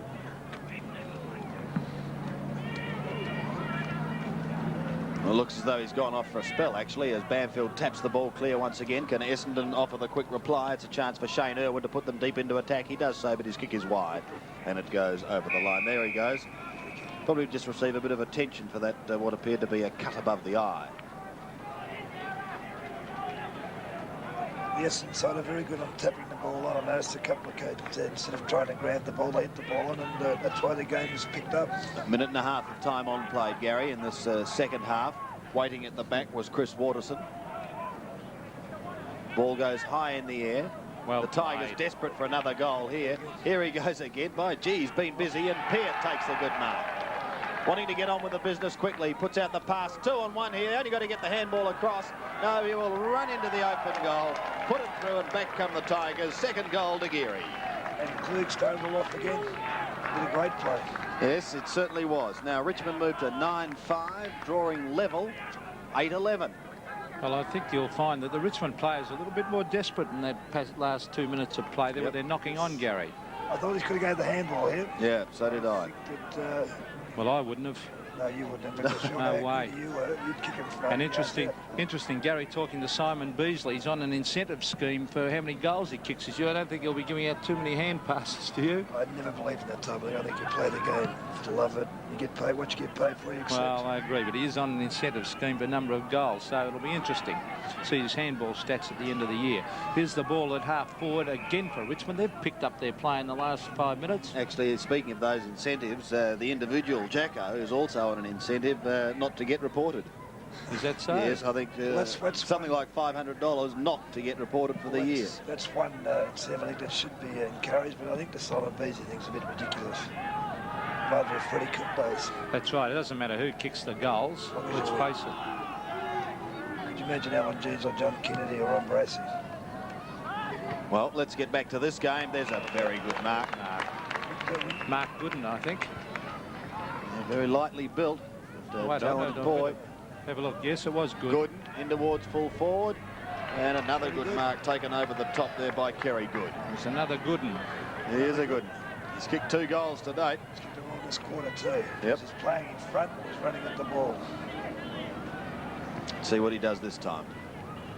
Tucked on the boundary line. It's going to be a difficult shot for Kerry. Drop punt on its way. Goal umpire has a good look. He's kicked it. Great goal. And Essendon answer the challenge. So they move away again to a 6-point lead, 9-11. Plays 9-5 on the 7 Sports scoreboard. And Good has really picked up some confidence. There's the kick coming in once again, and you can see Good. Yep, in front, leading. He's looking a lot happier now, isn't he? Looking at the first quarter. Makes a big difference if you're kicking goals at full forward and how you feel. And Kerry would be pretty confident at the moment after 3 goals. We see Whittaker again doing some heavy work there in the centre, but Richmond leading the race for the ball. This he's been a good player today, young Hamilton, as he goes towards half-forward. And John Klug, another mark. Over towards his teammate, running towards Golding Clark. Clark to full forward. Now, which way will it bounce? As we see Pirrie underneath the ball. That'll be a tremendous contest. Pirrie against Neil Pearce. Plenty of pace there, wasn't he? But Klug all on his own then. I'm guessing to give a bit too much latitude at the moment. Here's a chance to have a look at Whittaker again in the ruck. Pearce going to do the ruck. There's the siren to end the second quarter here at the Lakeside Oval, with Essendon just leading 9-11, 65 to the Tigers, 9 goals, 5, 59. The Lakeside Oval in a very even competition, but a very good quarter by Essendon. They kicked 6 goals, 6, and have gone clear of the Tigers after trailing at the first break. At half-time, Essendon 9-11, 65. Richmond 9-5, 59. Speaking of Richmond, it's good to see some of their senior players here today, and in the middle there in the T-shirt is big Mark Lee, the general. And having seen that game yesterday, one can only say that he played an inspirational game. In front of him is young David Palm, but Lee was outstanding yesterday. He did everything he could to try and get his side going. It wasn't enough, and Richmond went down by 17 points. But Kevin Sheedy issued these words after the game when he said, "Beware of the Tigers." It's going to be interesting to see how they perform. They were some of the highlights yesterday in what turned out to be a wonderful round of football. Let's go to all the highlights now. The 85 season got away under lights at the MCG as Ross Glendinning weaves his way clear. Melbourne coming back to the business now. Here's New Boy Dixon in action. By Dixon again, a snap and goal. Not a bad sort of a kick. It's coming around beautifully, and the Magpies bounce back. Phil Cracker, quick to reply for the Roos, though, with a great left foot snap. This not a bad kick on another goal. Awkward looking kick, looking down there. Did BT give a little nudge? I think it is. No, it's not. It's A nod's as good as a wink, says Dennis Banks. And away they go. He's got the speed. Dixon again. Dixon shoots it, goal. Looks good from here. It's through. 10th kick and his 3rd goal. like another kick here, but a Richardson. Now Richardson, Collingwood Rover combining again, this time with Dixon, who was a real powerhouse in the second half. Well, you can see that coming up all the way. I don't know. I think he's trying to. And their big winner up forward, Brian Taylor. There's a goal to Taylor. I don't think he could believe the snap either. Out at Windy Hill, it was the unfurling of the 84 flag. And from that point on, for the next 15 minutes, the Bombers dozed off. And Richmond decided to take full advantage. Here they go. Starting proceedings was David Palm. The first one goes on the board for the Tigers. Kicks the ball off the ground. Second minute, Simpson bolts and blasts truly. Two goals to the Tigers. What a tremendous goal by young David Simpson. It took 16 minutes for the Bombers to get going, but when they got going, they really got going. Stewart gets a bad bounce. Izzard and Williams combined. A couple of solid bumps out at Windy Hill. It's taken them 16 minutes. One was between Neagle and Manton. I don't know who's at the bottom of that. He's going to be reported. And we'll see a throw and take. And that was the result of that. There's plenty of blood around the now. Two of them. Wood and Francis had a fair old collision on the outer flank. Francis behind, able to A bounce. little bit behind play. Across that back pocket region. Give it Vernon up and the ball. Hawker. Danger here, but he cleverly taps it on. So too does Weston paddle it on towards Thompson. Weston puts body over the ball, and as they're remonstrating with... They can't back quite seem to behind sort play out between Vernon and Hawker. Here they go with the hand. who had a problem. Now King A solid bump here from Anea. Polak, someone. Gives it back to Jep. Jep push forward. Backs the boundary. Walsh gives Jep a little bump and down goes the boundary umpire, but he was fine. The Bombers, when they did settle down, it was thanks to Van der Haar and Watson. And here is that premiership style of football. Watson towards goal. Another whipper. And Watson brings up his second. And the Bombers go further ahead. For the Cats, it took just 30 seconds for the individual, Jacko, to get going. And that came up inside the middle. Jacko now going mad, and of course, the next thing he'll do will go back to young Morris and try and put him off his game with some sort of a fairy walk or an ape trance or whatever he goes into. Now watch him go down here to young Morris. There he goes. His mother calls him Marcus, For you, son. And Morris over. but he's the individual. Chance for Jacko again. Weaves his way through. Look at the pace, the ball control. There's a chance for his second. It's bouncing the right field. And just a slight turn with a new ball, the leg break. Look at Jacko putting on his best performance quarter. Oh, dear. Well, young Morris a bit stiff that time, but he misread the bat. Not a lot you can say about that. Jacko was too good, Luke. Long kick at the goals. Up to Jacko again. Morris is there. There's the other boy. If Jacko was to be upstaged, it was Ablett. They both fly. The back is flooding, I think. Played a great game, both of them contributing 6 goals. Oh, can this guy take a mark towards Ablett? This is dangerous. Here's Ablett again. Oh, that's beautiful. Continuing the run, Put your glasses down. backs up beautifully and goes straight over the top for a great goal. Goes long. Ablett! And here's the double act. Stretch a knee on to Ablett. This will be the As he easiest goes goal away. kick. No, Jacko. Now, Jacko, what will I do? With a bit of plaster. Come on, get it, guys. The Jacko show. That Cleave comes in, tries to tap it back to Ablett again. This could be a That's a goal. great leftward snap. Oh, yes, sir. It goes down to Mew. He fumbles the ball. There he goes. Ablett going through the pack like And a here's snake. number 6 That's the seal. And that's the seal. for Ablett. As I said, he finished with 6, so too did Jacko. And you can just about wrap this game up. After looking at those highlights, I'm sure you'll agree, football is well and truly alive in 85. Great action, and that's just the start of the season. We'll be back with more in just a moment. With Essendon leading by 6 points, 9-11 to 9-5. Gary, it's been a game of, and this is stating the obvious, but a game of 2 quarters. One in which really it belonged to the Tigers, although they did change tactics midstream in the first, but Essendon came out with a very positive attitude in the second. They came out very strong in the second. It's amazing there's only 6 points in it because there's no doubt that Essendon by far the best side in that quarter. Players like Gooden and Good came good. Good kicked 3 goals, which is good for his confidence. I thought Gooden played a very good game at centre forward, and Winton, number 24, was bursting through the pack and doing some great things. All right then, Pete, let's have a look at some of the highlights thus far. Yes, well, there were some great highlights. This was one of them in that quarter where James, coming down the ground, a beautiful long left foot kick, and he split the centre with that one. Tremendous play. This was another highlight where Banfield crashed his way through the pack and gave it to his teammate and Tony West, and West bounced that one through, but it was really good team play and strong play by Peter Banfield from the centre. Here's big John Klug. He was in everything in that quarter. He gets it across to Geary. Back it comes to Klug. Now Klug lines up on the left foot. He fires at the goals and he puts it through. That was a lovely goal. In my book, the goal of the match so far. And there we go, the Pigeons from the Woosha fan club, and away they go back to their natural home. Now Whitten here streams towards the half-forward line, gives it to Neil Danaher, and that really set the crowd alight because they love to see Neil Danaher do well. There's a strong play by Zakaski there as he crashed his way through the centre. He kicked it out wide towards the half-forward line, and he gave it across towards his teammate on this occasion in Bird. Bird streamed down the ground, a beautiful hand pass to John Klug. Klug lined up the goals and just sneaked that one in. It just missed that goal post there for another goal to the Tigers. Now, here we see the Bombers with a hand pass coming down to Michael Thompson on that occasion from Love, and he put it right through for another goal to Essendon. It's been goal for goal so far in this match as we see a beautiful short pass coming down here to Neil Peart.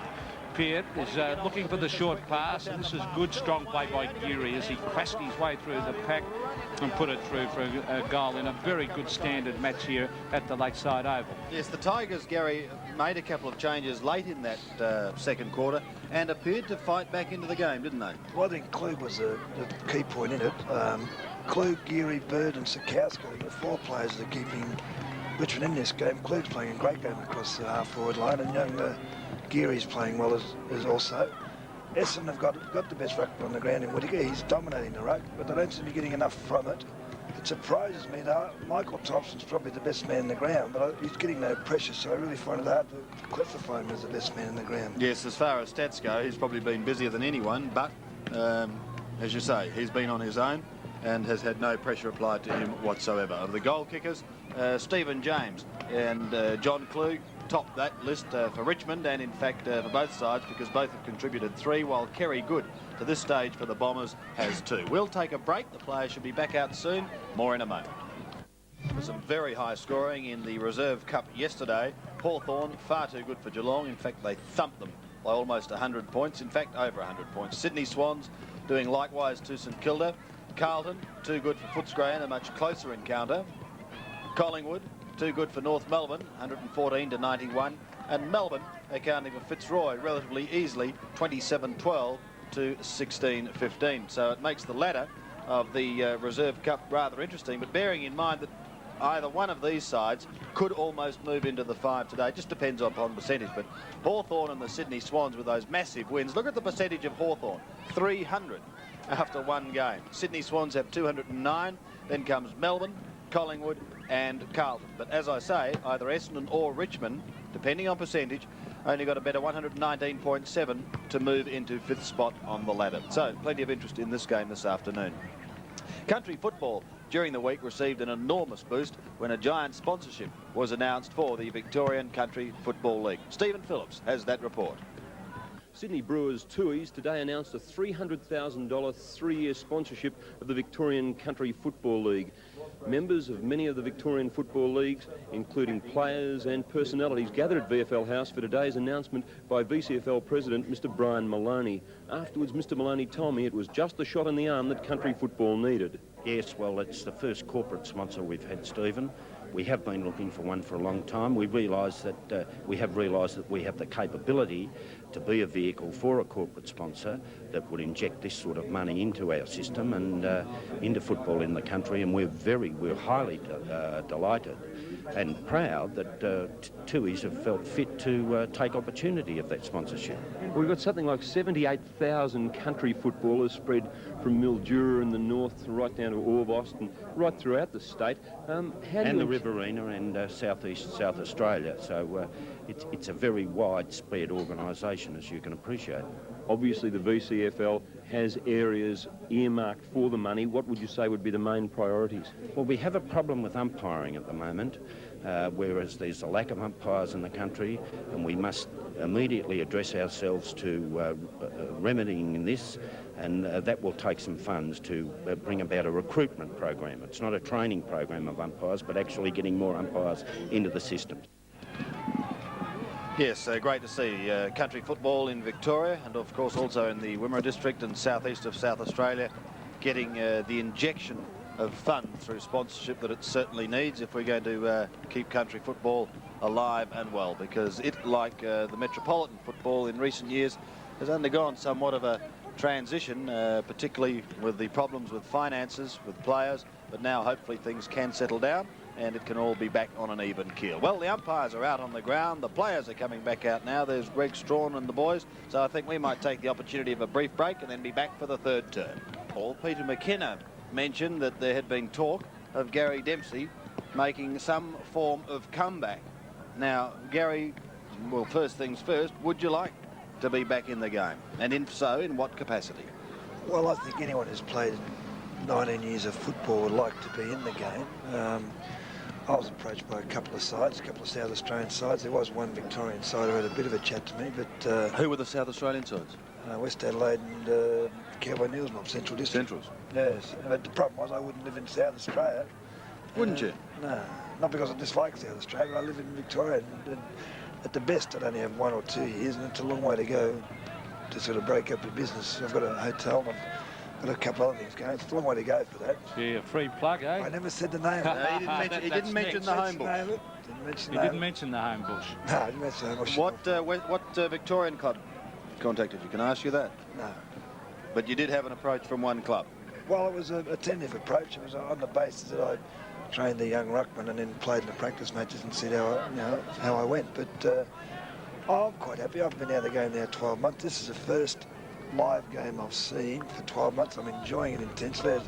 Do you miss playing though? Oh, I think you do. You look at the players that you played against, like your Purses and your Peter Moores and that, and you remember the days you had good days against them. You think I could do that You think again? you can beat them? Yes, but you can't. Okay then, so Gary Dempsey is not going to make an immediate comeback.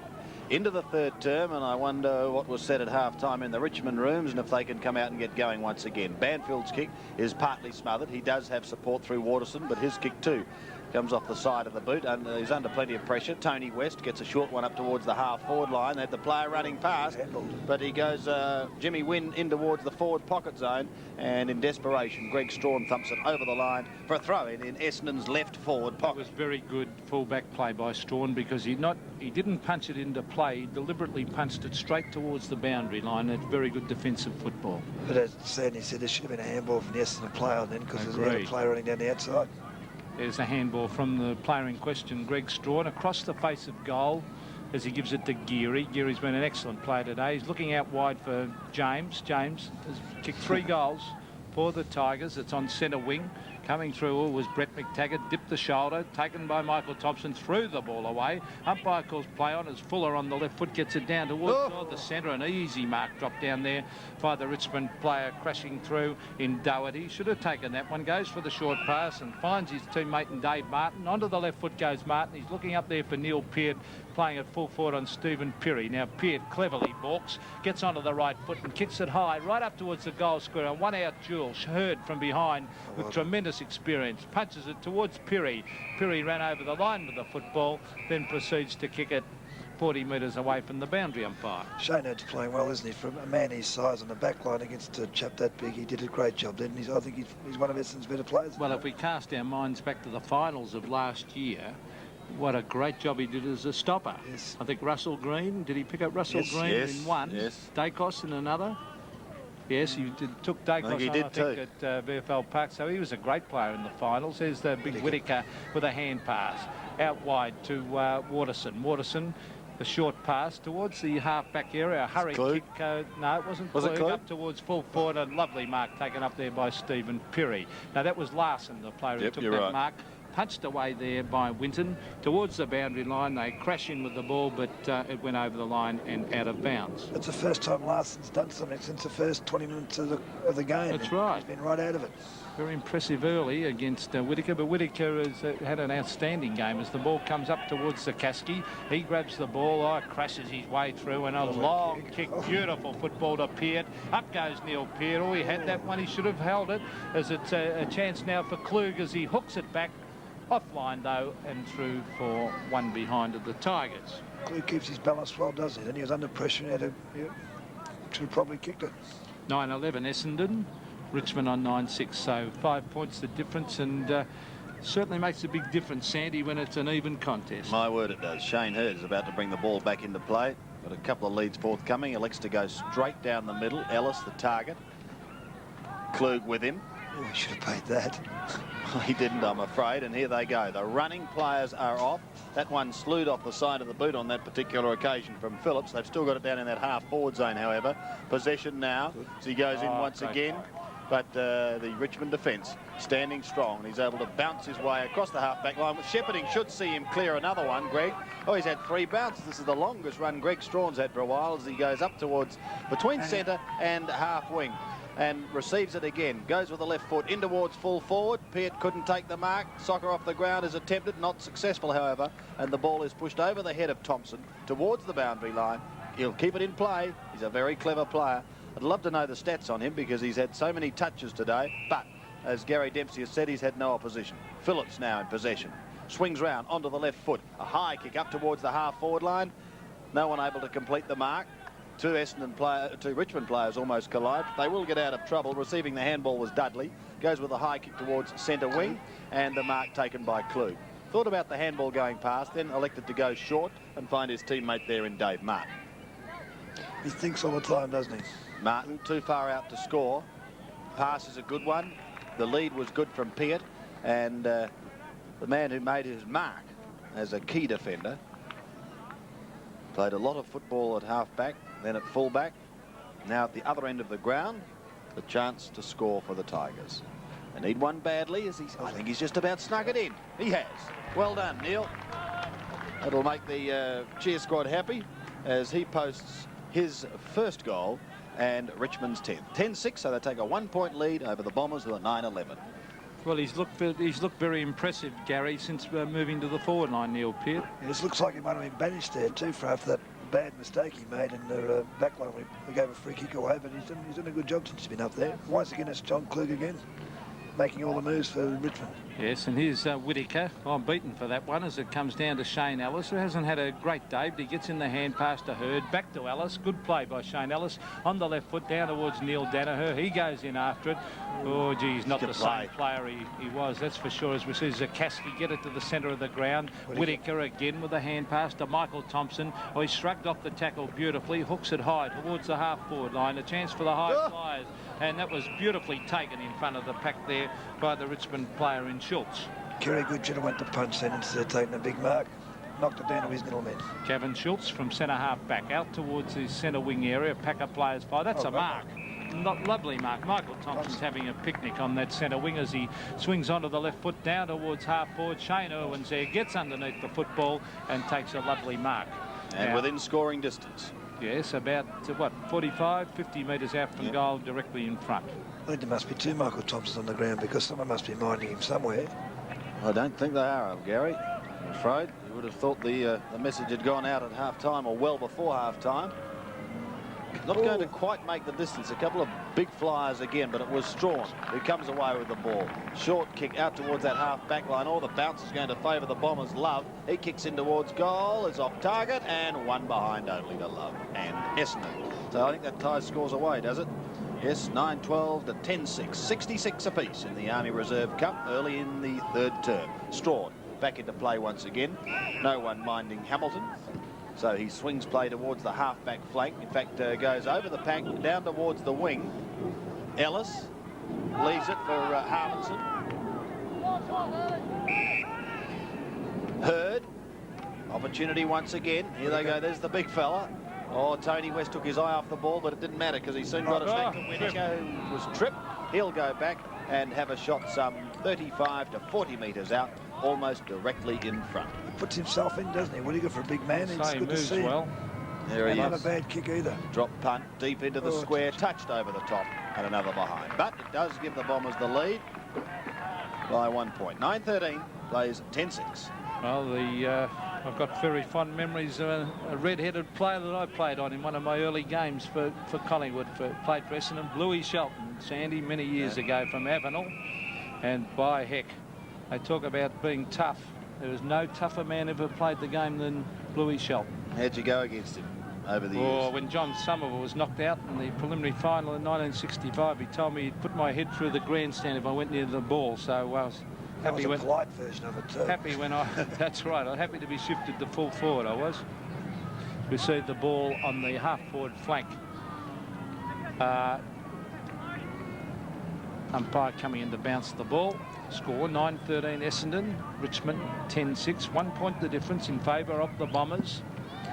On the Essendon forward line at the moment, a big thump away. Neil Danaher goes in after it, but oh gee, a bit slow at the moment. Neil, he's got a long way to go yet before he gets back to the seniors. Oh gee, running straight into Shane Ellis.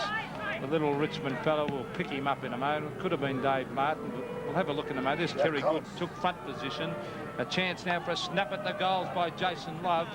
Offline and through for one behind, but he's not in a good way, the young Richmond boy, and they're calling for the stretcher, I think. Well, he went down absolutely poleaxe. So I'll have a look. Duck the head. Let's have a look. Oh, that's nearly a free kick, I thought, but the young fella showed a lot of courage, didn't he? He put himself right in. They're grabbing his tongue there. He good work there by the trainers. Dave Martin, it is. He's been a good on the ground. Good to see him getting to his feet. And I think this play will be held up for a moment just while they have a look. He is standing up now, admittedly with assistance, but it's good to see that he's not going to be carted off on a stretcher. I think they'll just carry him across the ground. So we are going to have a delay for a moment. Bad luck for the youngster. Have a look at it once again, and you can see the determination on his face. Down went the head. Well, ran into the hip, I think. Yes. Of Shane Ellis. Yep. I think that's what it was. However, we're back in business once again now. Play has commenced. I always shudder when I see that sort of incident. Many years ago, Neil Saxey, that happened at Fitzroy. He just put the similar incident to that, and of course became a paraplegic. It's one of the great tragedies of the game, that one. There's some of the Tiger boys. Craig Stewart on the right. There's Chris Burton on the left, who came across from Footscray. Yes. I thought he was playing with us. Yes, his name was on the list today, but he's obviously carrying an injury, I would think. Had a couple, Mike McKenna, who performed pretty well yesterday. Did he? Yep, copped a couple of heavy ones, but managed to come back very strongly indeed, which was well, good to see. I'll claim him again as a relative then if he played well, Sandy. Yes, he'd be quite happy to do that, I think, after his performance, because he tried very hard in a losing side. 9-14 Essendon. 2 points in front of the Tigers, 10-6. We see Mark Gooden against Laurie Larson. Taken away by the Tigers by Fuller after a lovely hand pass. He gets it up towards the centre of the ground. A strong mark is taken up there for the Tigers by Doherty. And Doherty goes for a hand pass out wide to Zerkaski. Keeps the ball in front of him. A good play, Zerkaski. He made up for his blue eyes. He's a real dasher. Not a good hand pass, but he gets away with it in the end as he gets it to a player who's done well, Hamilton, up towards full forward. Oh, knocked away there by James and through for one behind to the Tigers. So, there's Neil Pearson on screen. They move a little bit closer, the Tigers. Only 1 point behind as we see Gooden to Neil Danaher. Too slow to get there. And here they come again, the Tigers, as the shot comes in towards goal, but only one behind. That was kicked by Winton, number 33 on screen. So the score's dead set level. 9-14 Essendon, Richmond 10-8. Winton has a build reminiscent. Remember Callaghan of Essendon last year, Pete? Andrew Callaghan. Was built like a brick back room. Yeah. And small back room? Very small, but by word he was solid. Was he one of Scotty's favourites, was he? Yeah, he was. He wore number 55.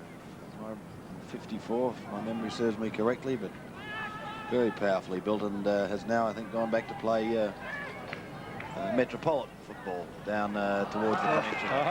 Trying to do it from behind is not successful, and the juggling mark is taken by Motion. It all came from a lovely knockout from Larson, and from the boundary. Knocked it over his head, and that's how the pass came about. Motion the opportunity of scoring his first goal. Let's see what he does. 30 metres out. Drop punt on its way. Goal umpire does not move. 11-8-74, 6-point lead over the Bombers. 9-14, 68. Now Thompson, who's had so many touches, gets the handball away. And it's the kick by Harbinson up towards the half-forward flank. Or was it Waterson, the two blonde boys? And we will see the ball relayed forward. He'll have to go back and take the kick, I think. No, he's given him 15. And he's saying you can go back and kick behind the mark. 1 goal of difference, favouring Richmond. So the Bombers needing a goal to steady. In towards their half-forward region. Plenty of flyers. Good was amongst them. Couldn't complete the mark. The handball is shot out towards Winton. He has an area, however. And Richmond free kick has been picked up. Well, Greg Strawn was not impressed because he thought he might be able to go on with it. But the umpire brought the ball back, says no. Again, kick behind the mark. So it comes up towards centre wing. Oh, well done. Yeah, didn't try and mark it, just tried to tap it forward, and the young boy's going to end up receiving it. He goes with a hurried kick. That was Mark Bird in towards the centre. Getting a bad bounce was Brett McTaggart. He does have backup support, however, again to the half-forward line. No one at home at all for Essendon, and Paul Dudley takes the mark. Dudley quick to play on with a handball across to Hamilton. Can bounce his way across that half-back line down towards the wing. The big fella Whittaker did chase, took his eye off the ball at the critical stage, and Essendon are going to come away with it. The kick is by Jimmy Wynn. Straight down the throat, however, of Greg Strawn, and he'll go back again and relieve the pressure. Strawn on half-back flank towards half-forward. John Klug, up he goes, can't take the mark. In goes Brett McTaggart. And I think he was grabbed when he didn't have the football, and the umpire was right onto that. Immediately plays on, gives it to Michael Thompson, who has had a million kicks out in that centre wing. A one-handed attempt there by Brian Winton. That's a free kick to Richmond coming up here for holding the man. And it goes to number 54, Schultz. Schultz onto the left foot towards half-forward. It's all Richmond, and a good mark taken by James on half-forward flank as he ducked back and took it on his chest. Now, James has kicked how many goals? 3 goals so far for the Tigers. He is a beautiful kick, but I would say it'd be doubtful from there, Gary. I was about to say, the Western seem to have dropped back again. They're not going in as hard. They don't seem to be running as hard. They're not making position as much as they were. And always Richmond just keep boring in. It's a complete reversal of form to the second quarter. Well, there's a shot at goal. No mark, as we saw Pirri flying high, and it came off his hands over the line and through for one behind of the Tigers. And there's James, number 40, Stephen James, who has kicked 3 goals. Pirri, 9-14 to 11-9, 75 to 68. So that's 7 points the difference as Pirri kicks to the half-back line. Oh, crashing his way through the pack there was Bird as he gives it in there towards the little fella in Lemon. Lemon fires up towards the goal square, kicked off the ground, and it is only a behind. Young Bird's played well. He's been one of the real contributors to the Richmond game today. 9-14 plays 11-10, an 8-point margin, so the scene is set for a big last quarter. We're approaching the 17-minute mark of this third term, and don't forget, Gary Dempsey selecting the player he considers the best on the ground, and to that player will go $100. McTaggart's kick up towards Ellis, just on the attack side of centre. West comes out with a long handball. Danaher the opportunity. Oh, he can steady. You better get you quick. Use the pace. No, he'll handball unselfishly into the square, and the goal goes on the board for the Bombers through Kerry Good. It's his fourth and a much-needed one for the Bombers. 10-14 plays 11-10. Great play by Danaher. Then he used his football. Nice that ball across to Danaher.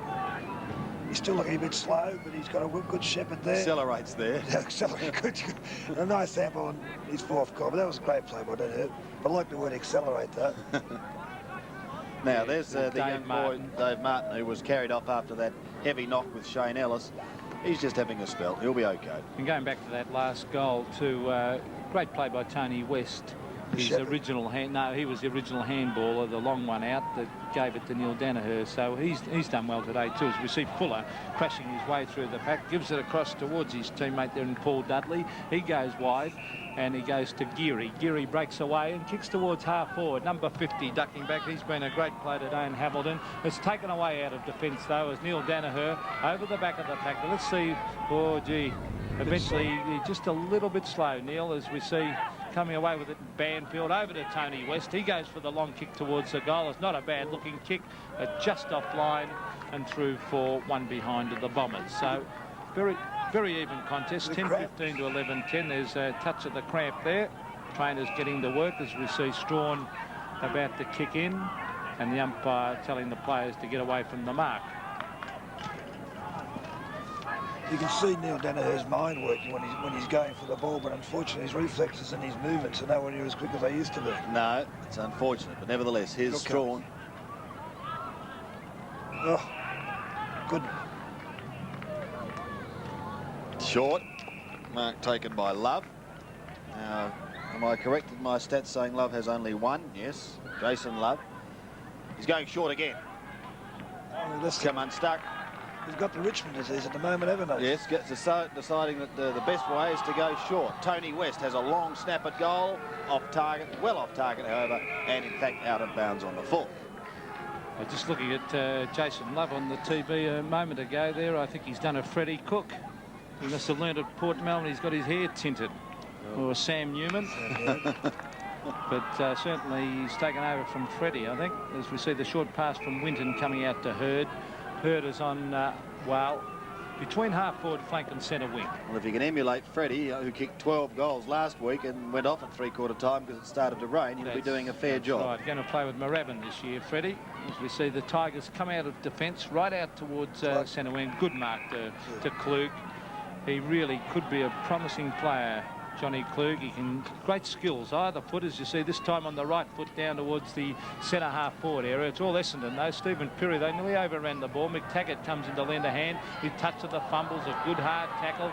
Chance for the Tigers, but coming away with a football for Essendon on that occasion was O'Donnell. It's still in that forward pocket area as Harbinson goes in after it, and the umpire says the ball. Now, what's he saying? No, he's having going a back chat. to warn Peart. No, he wasn't warning Peart. He was warning the player that was on Peart, and I think it was McTaggart infringing at the time. Right. But he was just holding on to Peart after they'd had a minor confrontation. Well, they'll have to bounce the ball in that forward pocket. It was good pressure by the Richmond forwards, and they kept the ball in their forward line.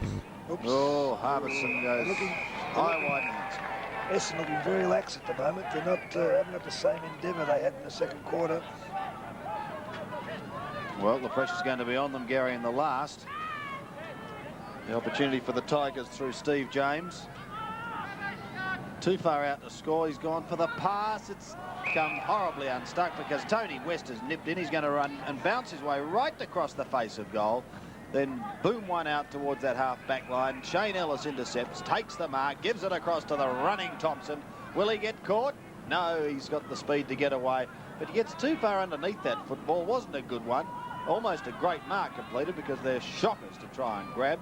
And nevertheless, it comes back to centre wing. I think a free kick, yes, well, certainly. Well, it wasn't a bad free kick. You could see him taking the mark and he slowed the game down. Yeah. There's the kick in towards half forward. Danaher trying to spoil. Larson's playing a bit better this quarter after he's been missing for a quarter and a half. Yes. Who's that? Larson. Laurie. Hurd, the opportunist, gets a favourable bounce. Thompson does the shepherding work. It allows him to go for a badly directed handball for Tony West, but he snared it beautifully. Gives a lovely handball across to Pete Banfield. He dummies once. Don't try and do too much, Peter. Gets the handball away. It sits. Danaher should have done the shepherding. Oh, great defence. He doesn't. Beautiful. And Richmond are going to get out of trouble with some very good work. They won't catch him. Terry Danaher is giving chase. He can have another 3 bounces. No one's going for him. He's gone from the half-back flank to have a shot at goal. Deep into the square it goes. Perry stands his ground, can't complete the mark. Harbison's there on the last line of defence. Gets the handball across to Waterson, back again to Harbison. Still not out of trouble yet. The handball comes over the top. Some bad play taking place by Essendon at the moment. That was tremendous defensive play. Firstly, a tackle by Zakaski on Banfield, slowed him up a bit, and then that beautiful smother, Gary. But there's no pressure from the Essendon fellows as he come down the ground. None at all. It's ridiculous. I know it's a new way of playing football, but I don't think it works. That's the one Sam Newman reckons you should never run at him. You should run back and cover your man. Well, you should run it, and your next teammate should come down and cover you. That's the name of the game. That's right. Ooh. No one down for Essendon then.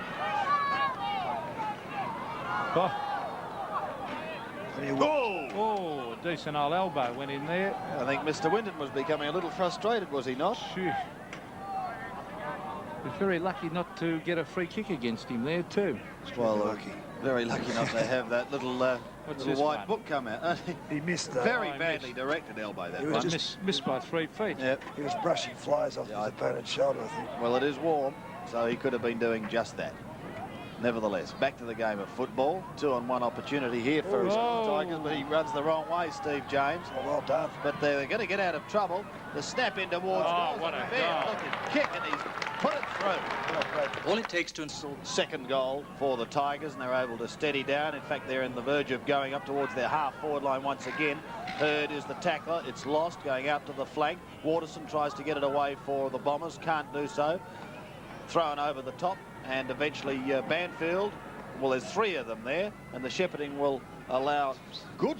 Looks as though he was down there. Yes, in fact, he was. To go through, put it up towards the half-forward line, and the mark is taken there by O'Donnell. That was a lovely kick by Thompson, Sandy. Yep. Oh, kicks into the man, O'Donnell, goes back to try and make amends, but going over him is Mike Doherty. The ball is held in a bounce. Now, we don't normally send Cheerios, but I know that Andrew Callaghan, who we mentioned played for the Bombers last year, well, his father very kindly rang and said, yes, he is still playing football, and he's down with Frankson in the VFA. So to Andrew, we certainly wish you all the best for the future. Here's the Bombers going forward through Jimmy Wynn. But Jimmy, you're well off target, without a bounce. Stephen James seemed to have hurt his arm over there on the other wing. Yes, well, he'll be a bad loss if he has to go off, because he's kicked 3 goals and been a very, very good player. As we see the ball being thrown in the forward pocket area for the Bombers. Trying to take it away was Gooden, and the ball's kicked off the ground and over the line out of bounds for another throw in right beside the behind post. And there's Mark Gooden, only a Very, very young player from, I think he's from Essendon's country zone. Here he comes. You can see the determination on his face there. A good camera shot. That is a hurry kick, comes off the side of the boot and straight over the line, and a free kick for out of bounds on the full. We see Chris Waterson to take the kick. Strawn, I think Strawn could have taken it on the ball then, instead of just left foot kick. We're into time on, gentlemen. Waterson directing it in towards goal. It goes through for one ball. Very close, because it looked as though he was standing behind that goal. The Richmond player just didn't let it go over his head last. 10-16 to 12-10. Great kick by Strawn, right, beautifully directed kick that was to James, who we saw holding his arm a moment ago. On the left foot, look at that, right up towards the forward line. Now a chance for Lemon. Lemon onto the left foot, hooks it back to centre half forward. Neil Peart had made the lead, and that is beautiful football all the way from Greg Strawn down to Neil Peart, who's 45 metres out from goal directly in front. Notice how your arm gets better when the ball comes near you. I remember Malcolm Blight could never win a sprint, but when the ball came within 5 yards, he was the quickest player on 2 legs. The kick hits the post. Every point is valuable at the moment, though, for the Tigers. They're looking good at the moment, the Tigers, aren't they? They've really came out in this quarter and taken the game away from Essendon, and Essendon are in danger of losing their momentum. Well, they've changed a 6-point deficit into what is rapidly becoming a handy little lead. And with a 3/4 time siren not too far away, no breeze whatsoever here at the Lake Oval. It's all going to come down as to who can hang on and persevere in that last quarter. At the moment, Richmond are the side that looks most likely to do that. They go into attack again, down towards the half-forward line. Hurd late on the scene, but has he stolen it? He has. Well done, Shane Hurd. Up towards centre wing. Over the top it goes. No mark is taken. Play on is the call. But once again, Richmond seem to be first to the ball in this quarter and showing greater pace and determination. Danger signs here too, because Lemon has the opportunity of aiming at goal. He shoots in towards full forward. Peart from behind. Can't take the mark. And Perry claiming the mark. No. Well, now what's the signal to point? Point. Well, Peart should have played in front then. The ball wasn't going that high. He elected to stay behind and paid the penalty. 8 points now the margin. Some loose checking going on here. An easy mark taken there by Hobbs. The running player is Harbinson. An opportunity for Danner. Don't use your pace. Don't use your pace. I'll tell you what, I wouldn't... Oh, that was holding the ball. That's a ridiculous decision by the umpire. I thought he handled. Oh, no, he was caught red hot, Neil, down there. Banfield plays on. Richmond fans not liking it. There's a good mark. Because, you know, Peter never worried about when he got a couple of those free kicks. No. Oh, look, they're mucking around with it now. They may get out of it. They won't. The siren has sounded, and they could have been 6 points closer had they gone on with it. But at 3/4 time, Richmond, a great recovery, have moved to 12-12 in a very tight encounter. Essendon at 10-16. Essendon could manage only 1-5 in that term. On the other hand, it's probably luckily for them that Richmond didn't kick straight, because the Tigers kicked 3-7. And it's the Tigers who are in the box seat playing the better football in that third term as we go into the last. 12-12, 84 with that very handy little margin.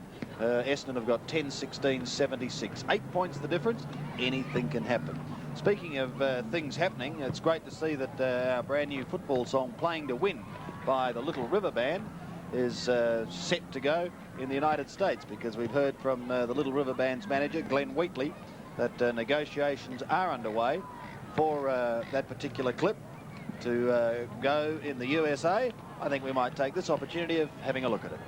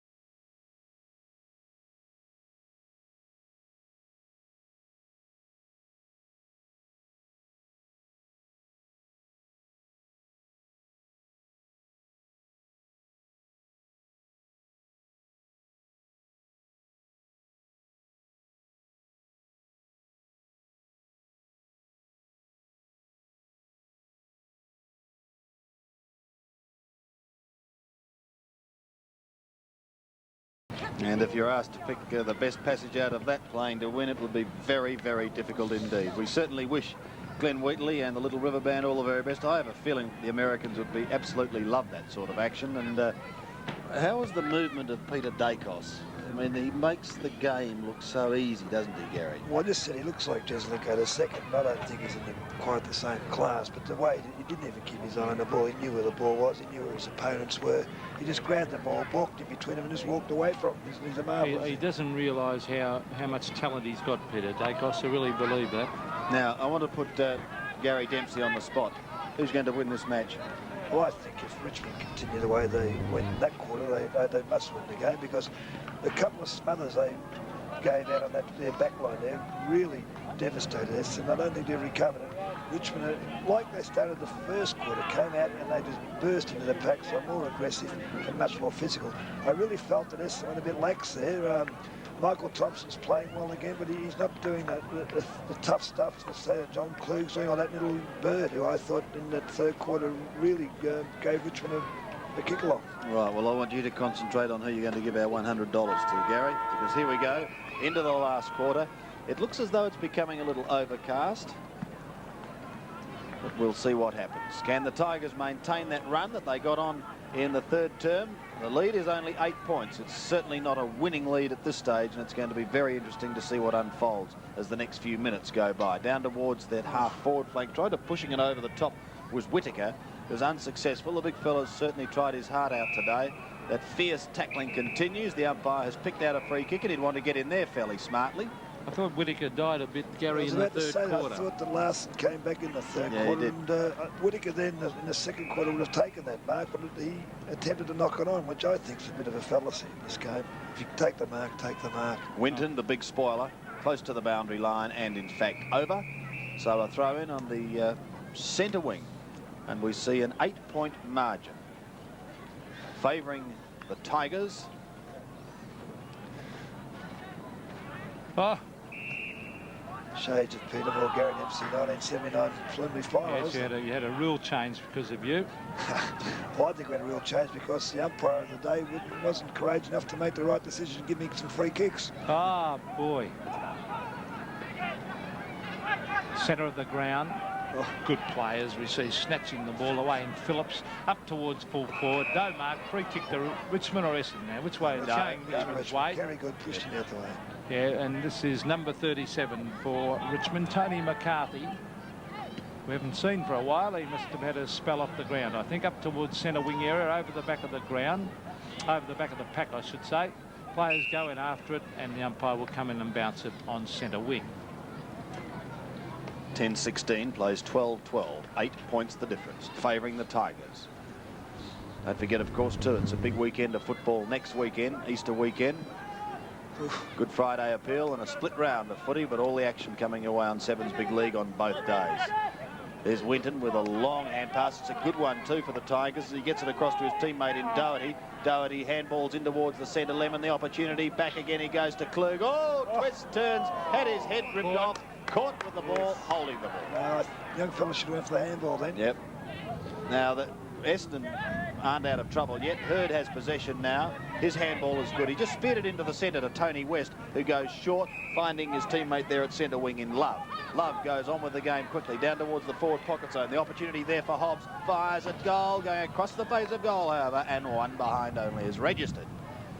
They're looking a bit tired out there at the moment, aren't they? With their hands go on the knees. Well, I don't blame them. 30-degree heat, and it's sort of been a sticky afternoon, hasn't it, Gary? It's been a fierce game too. They've tackled well in this game. It's one of the best tackling reserve games I've seen. The margin now 7 points. Strawn to the outer side of the ground. Beautiful. Klug got a touch, keeps it in play.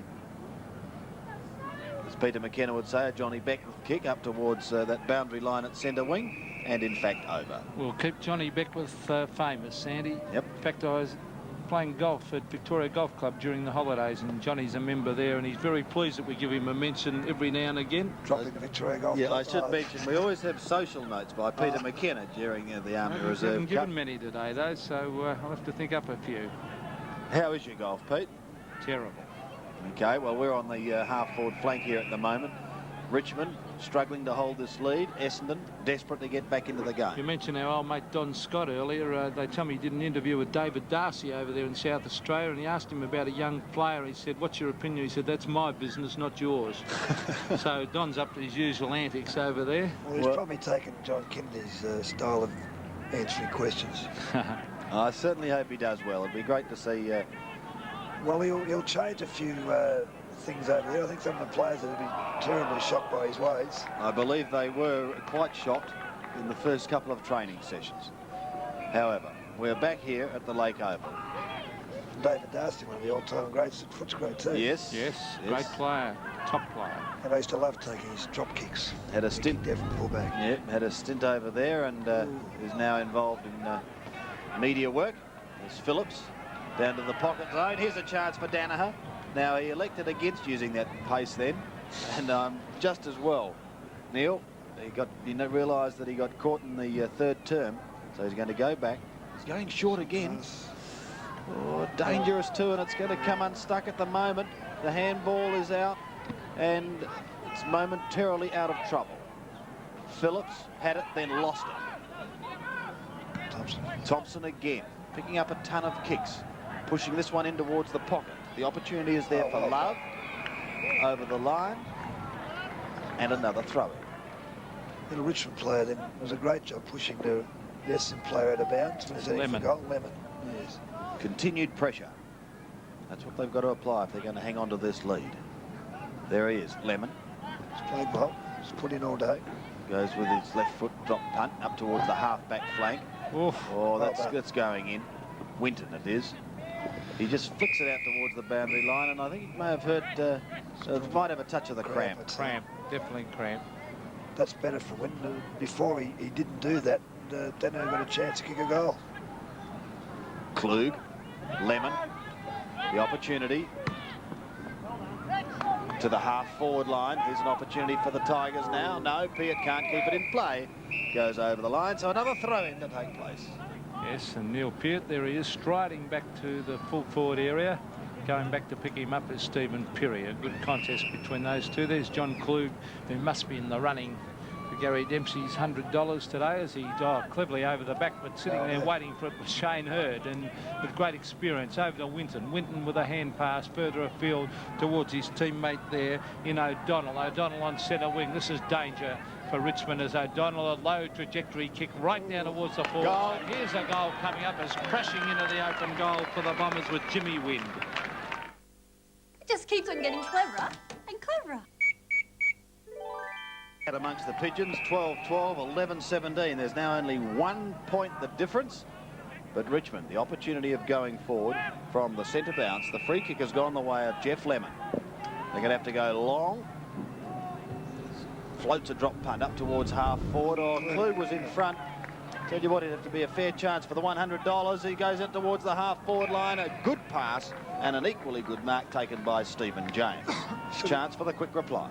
You're getting tired of talking about this young man. He's doing such a great job. He's so relaxed in what he does. He takes a lovely mark in the middle. He spins around and kicks a lovely pass on his left foot as if he's a Keith Krieg or something like that.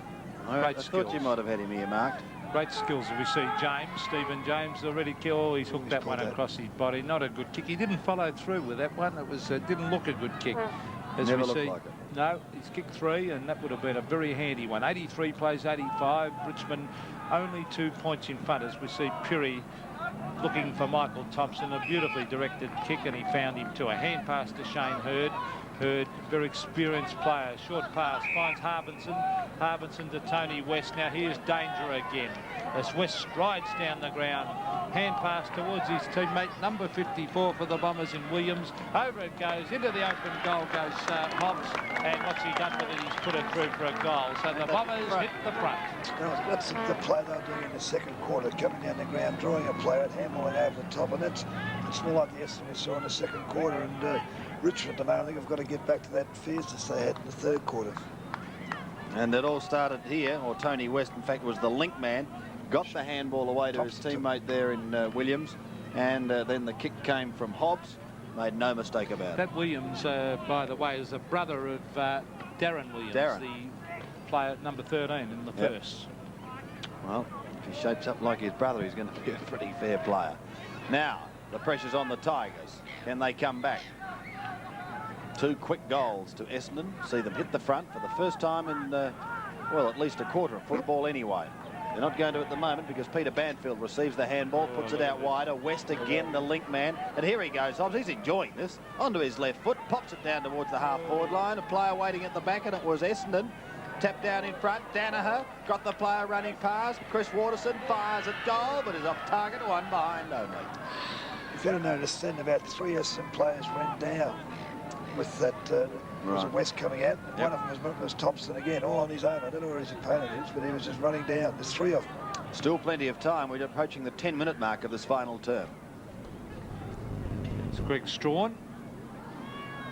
Been a good battle down there between Strawn and Kerry Good with, well, I suppose you'd say honours are pretty even. There's Zakaski, a very impressive player. Onto the left foot he goes, down towards centre wing. Now, let's see if Richmond can get it down there and score a goal. As we see Hurd, a lovely hand pass to Stephen Pirrie. Beautiful football as Pirrie comes up towards half forward. Over the back, it's all Richmond as they bring it out of defence. There's the left foot hurried kick out towards centre wing. And as we see Winton, who's had a touch of the cramp a moment ago, tries to keep the ball in play. In fact, it is over the line and out of bounds. Halfway between centre wing and half forward for the Tigers. Looking at tired boy Winton. There's the throw in again. Good strong football by Hurd. Banfield. Oh, bad handball. They may get out of this. Beautiful. May, but they won't. I also think someone didn't really want it either. Well, comment there from Gary Dempsey to the half-forward line. He's got a clue. Look at the pass, a beauty again. The same 2 players combining, Steve James. Now, his kick last time never looked like making it. He should really sink the slipper into this one and kick it hard. The last one, he just tried to guide it. Well, this will give them the lead. Let's see what he can do. Very important kick, the left footer, the drop punt on its way. Goal umpire moving across. I think it's bounced through. It has, and now the Tigers are back in front in a seesawing final term here at the Lake Oval. Well, you could see the difference. I think, Gary, you would have picked that up. The difference with that kick, he really went back and looked as though he was going to sink the slipper into it, and it was a much better. There's Klug taking a mark at play. Was impressed, Gary. Lovely pass again, look at that. Straight to him. Yeah, you're right. You're right, Pete. If you're going to kick it, you might as well kick right through it. Because kicks such as myself, we have no problems and something like that. We wouldn't make the distance. There's the Tiger coach's box. Peter Hogan, tremendous coach, Peter Hogan. Young Larson's got right on top of these centre bounces. And who's going to take it away from the centre? It'll be the Bombers through O'Donnell. Long, down towards full forward. Oh, there's a good mark. Great mark taken by Kerry Good. Now, he's kicked 4. Have a look at this again, Gary. He was out in front, eyes on the ball, and took it in front of him. And there wasn't much that Strawn could do then. A fairly acute angle. Distance won't be a problem. Accuracy maybe. A goal to give Essendon the lead. I think he's gone right across the face, in fact, and 1 behind only. You wouldn't really like his kicking style, Peter, would you? He's a bit inclined to drop it without much guidance, does he? How else to get it to your boot if you don't drop it? Scores a level, you two. I like to say that. No, he does. It's much better to guide it onto your boot. I often think of Michael Roach. He actually places the ball on his boot, and it makes a heck of a difference as the kick comes out towards the half-back line. Let's see if the Tigers can rush it down there. There's Whittaker getting it towards Winton. Now it's Tony West. He's got the ball into the open goal, kicks it. I think he's put it through. He has.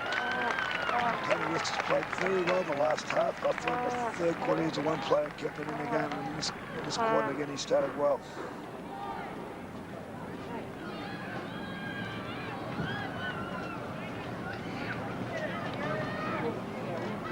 Well, there's Tony West, who just kicked that goal, and a very, very handy goal to the Bombers because they've gone on to 13-19 to Richmond 13-13. Let's have a look at this in replay again as we see the ball come to the ground.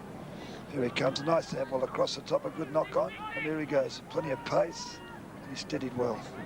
played well, Tony West. Here come the Tigers again, though, as we see the ball being brought right down towards full forward. A good mark, Stephen Perry, though. The kick went down there for the Tigers by Bird. Towards centre wing, oh, gee, the Richmond player underneath that was number 56 in length, but he kicks it high. Is Klug there? No. He can't take the mark, as we see Perry doing well in defence in this past 5 minutes. He goes wide with a beautiful pass, but unfortunately the mark was dropped by young Williams. Onto the left foot he goes. A beautiful kick, a long kick down towards the full forward area, punched away by Strawn and through for one behind to the Bombers. So that's a handy behind, that one, because that takes them over the leading by a goal. 13-20 to 13-13, 7 points. It was a good play by Strawn. No, he knew never the pace to follow up, so he punched it through. 15 minutes gone, final term. Still plenty of time for either side. Does it well. The big fella gets the handball out, put his teammate under a bit of pressure, but Lemon is there to give backup support, shoots the handball away. The Tigers want a goal here, up towards the half-forward line. Only to see a good mark taken for Essendon by Merv Harbinson. Harbinson pushing it back towards the middle. Oh, getting underneath it. No mark taken, but Thompson's on his own again at the back. Can't quite shrug the tackle. Got to get the handball out, and it goes astray. Now Richmond again with the opportunities. Loose man on centre wing, although the kick's gone a little too far. He's only got to put the handball over. He does. The sun's in the player's eyes. He's going to steady. Give it back once again to Doherty. Doherty fires away at goal, and he's put it through. The family-size Hoover Elite 900 has a stainless steel wash bowl. Its competitor does not. That's why Hoover is ahead of the rest. Drove her topless, weather was right, drove her wild, a beautiful sight. Drove her here, drove that, drove her everywhere. Drove her bananas on the sunny side, drove her over in four-wheel drive. Drove her here, drove that, drove her everywhere. Drove her in a daydream, my oh my, drove her overdrive. Let's fly! Drove her out of town, had a look round. Drove her homeward bound. Drove her here. In it, favouring the Bombers. Back with the centre bounce once again, and from there it's Banfield who has the opportunity of putting Essendon down towards their forward line, but he's got to give chase now as he loses control of the football. It's wide towards the wing, close to the boundary line. Richmond seem to have suddenly found a couple more yards and are putting the pressure back on the Bombers. It's been a real seesaw in that department all day, and it's just going to be survival of the fittest at this last siren, I'm sure of that. 1 point the margin, favouring Essendon. Bounce on the outer side of the ground. No one getting a decisive tap away. At the bottom of the pack for the Tigers then was Doherty. Couldn't do anything with it. Still trying to paddle a ball along. He's got assistance from Lemon. Eventually thrown out towards Hurd. Picks it up at the second attempt. Shrugs one tackle. Swings round onto the left foot. Goes with a long kick back towards centre wing, but no one at home. And the mark taken by Geary for the Tigers. Beautiful football in this quarter, Geary, as we see the kick coming down towards centre half forward. Up goes Harbinson. That's his second really good mark. Oh, he played on stupidly there, and the umpire is lucky to get away with that one. Very, very lucky. I agree with the play there. He's undoubtedly was dropping the ball. He played on it. Should have paid the penalty. Yes, I agree with that. As we see Harbinson at centre half back coming. Oh, dangerous play across the face.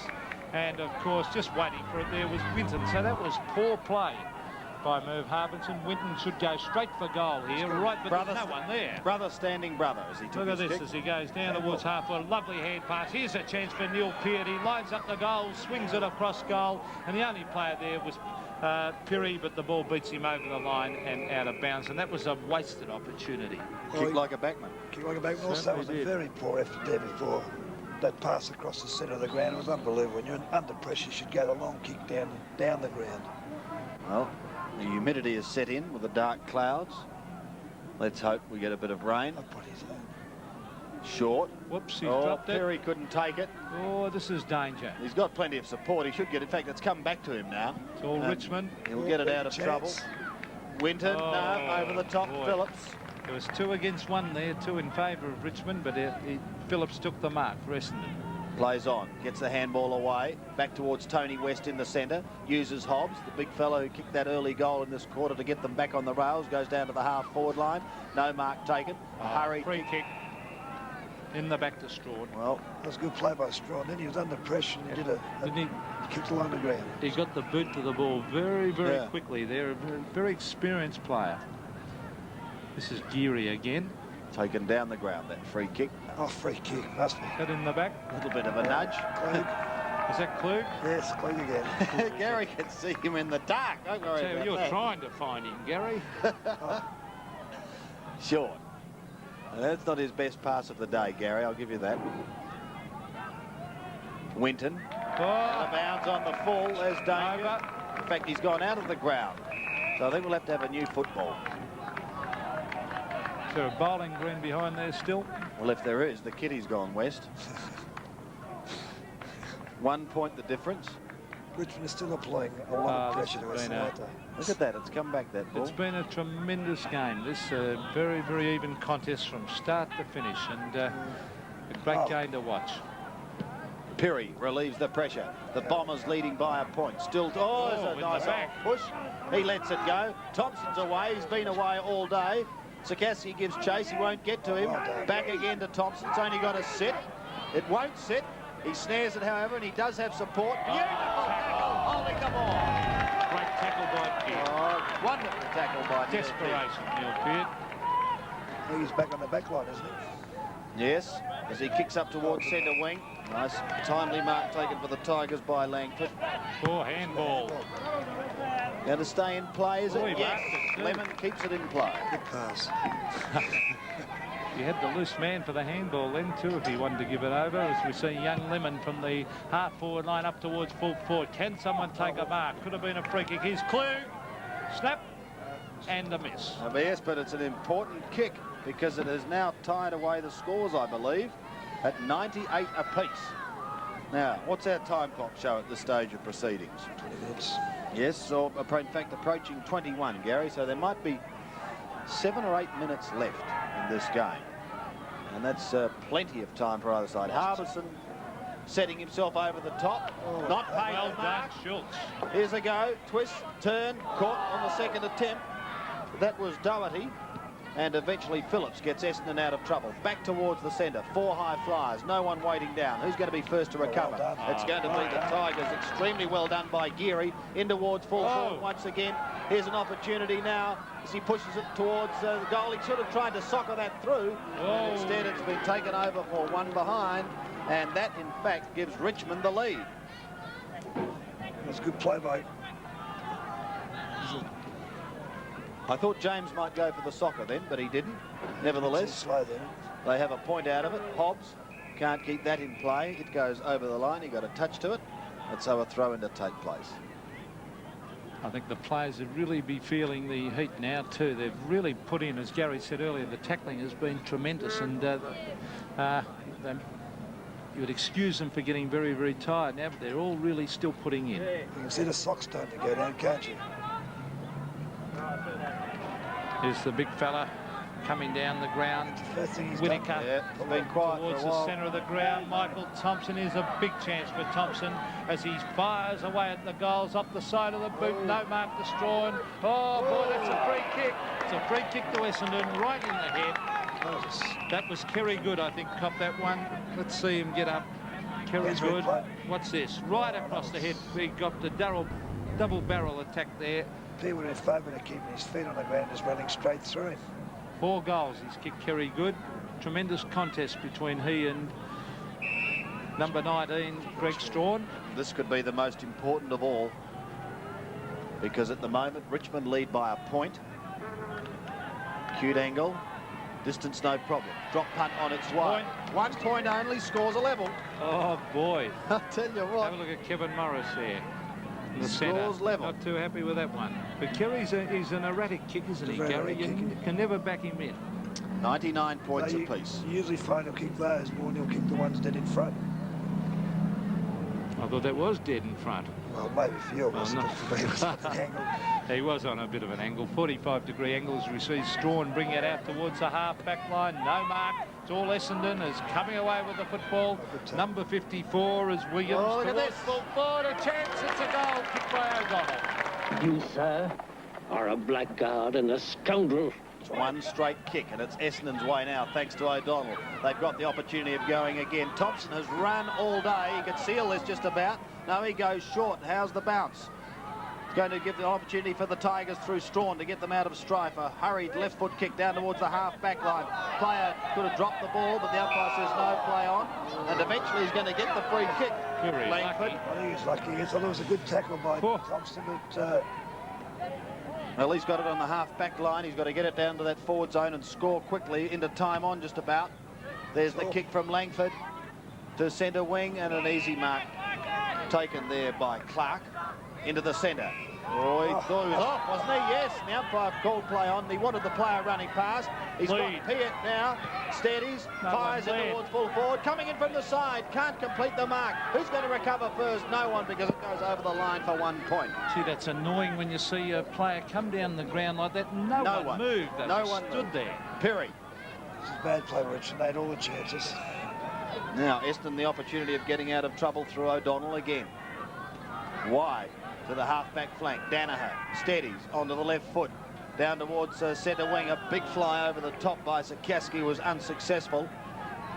Ball still his way. Trip. Over goes Geary, and he's got the free kick. He's had a great quarter, Geary. They only want a goal, and they just about sealed it.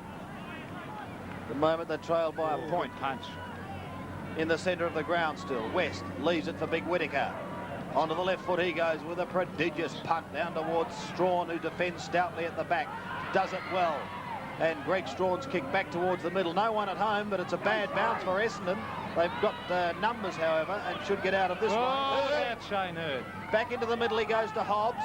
Hobbs wider to Thompson. Thompson's got Phillips there if he needs him. He doesn't. He tries to hook it back in towards full forward. Badly directed kick. I think that's the weakness in Michael Thompson's play, Sandy. His disposal of the ball has been absolutely shocking in this quarter as the left foot comes down towards the half-back area. Play on, said the umpire. There's Waterson. Beautiful hand pass across to Jimmy Wind. He fires at the goals. Up in the goal score it goes. Nearly a good mark to Richmond. Oh, holding the man. It must be umpire. No, as it comes to Piet. Piet on the left foot. Hooks it back towards the half-back line. Number 52 for Richmond, Doherty sets himself for the mark. Can't take it. He's got to shovel it out. He does exactly that. The big fella there, 53, is Clark. Clark to the centre of the ground. Here they come, the Tigers. The player with the ball is Maceman. Over the top. Firing down at the goals is Hamilton towards the goal square, and he's hit the post, the behind post that is, so it is out of bounds. Throw in. Scoreboard. Should have run a bit longer. Then he definitely should have taken the ball longer, having that shot for goal. 5 points the difference. Essendon in front. So can Richmond sneak a goal here and hit the front? Throw in, right forward pocket. Just over 27 minutes played, final term. Here's the throw in. The Tigers have got it down. Oh, lovely. Kluge. Oh, he can't do it for Gary. He's writing everything for Gary Dempsey. Sorry, Gary, but it was only a point. Well, I tell you, not a bad effort by Klug. He did some roving there. Yeah, I reckon he had $99.50 to that kick, and that one would have sealed it for him. Perry under pressure here. He's not sure where to kick it. He's only got to go one way. That's out the man line as long as possible. Well, that's what he's done this time. 4 points the margin. The kick back into play. Essendon defence now, the ones really under pressure. Danaher gets a short kick. John Beckwith? Yeah, exactly. Over the line, and a throw-in. Only a minute or so remaining. 4 points the margin. There's the throw-in. Oh, good one by Richmond again. No one He's there. caught. It's holding the ball. Yes, it is holding the ball. Now, I think Klug wanted to get off. Then hope he doesn't do anything foolish and lose this football, because they've got the opportunity of going deep into attack through Lemon. He's got to go quickly. Lemon passes up towards the half-forward line. Have they got the player waiting down? Yes. He turns around, spins in towards the pocket. A big pack of players. The mark's been taken. Is that Schultz? I think it's Schultz. Yes. Gavin Schultz could cover himself in glory should he kick this. Trainers running everywhere. There's a player down with cramp. Hasn't young Lemon played a great last half? He certainly really has. Yeah, he's really been in everything. And I think the other bloke, Geary, too, I think he's put in a terrific game, number 51. Right, here he goes. Could be a hero, young Schultz. They trail by 4 points. Concentration on the young boy's face. Good Richmond player on his own head here. Not Mace, so Michael Thompson. You'd be tempted, wouldn't you? Michael Thompson down. He's kicked it. He's kicked it, I think. Oh, has he? No. Missed it. Drifted away.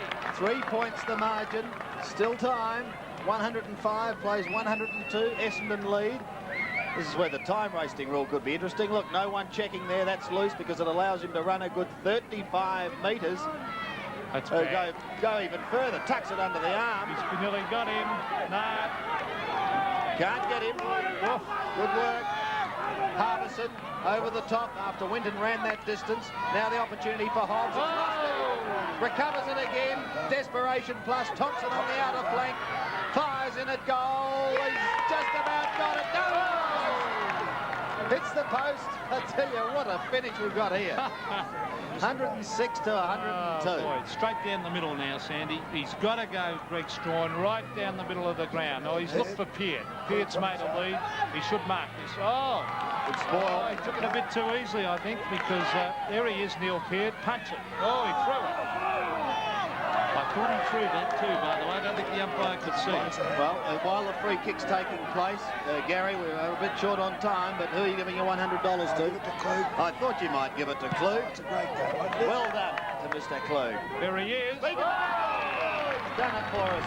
Michael Thompson's played a great game. Shane Head's played a great game. I think this young man's has really shown he's got a lot of talent. He's going to lose a bit of weight. I think he'll undoubtedly get in a star in the future. Right, they've still got a chance, Richmond, if they can score here. The opportunity kick it. Well smothered, however. Phillips, the opportunity to clear. He does so for Essendon. Gets the handball away. Hobbs is waiting at centre wing. Couldn't take the mark. Picks it up, but it's all over. It's all over, and victory has gone to Essendon. 14-22, 106, just scraping in against a gallant Richmond. 14-18, 102. That wraps it up from the Lake Oval. Hope you've enjoyed it, and we look forward to having your company for more Army Reserve Cup action during the year. Just a tight under. You know what? Like your spelling. Oh, I'm a speller, mate. What's wrong with it apart from that? Go and harden it up a bit, I reckon. Go and harden it up.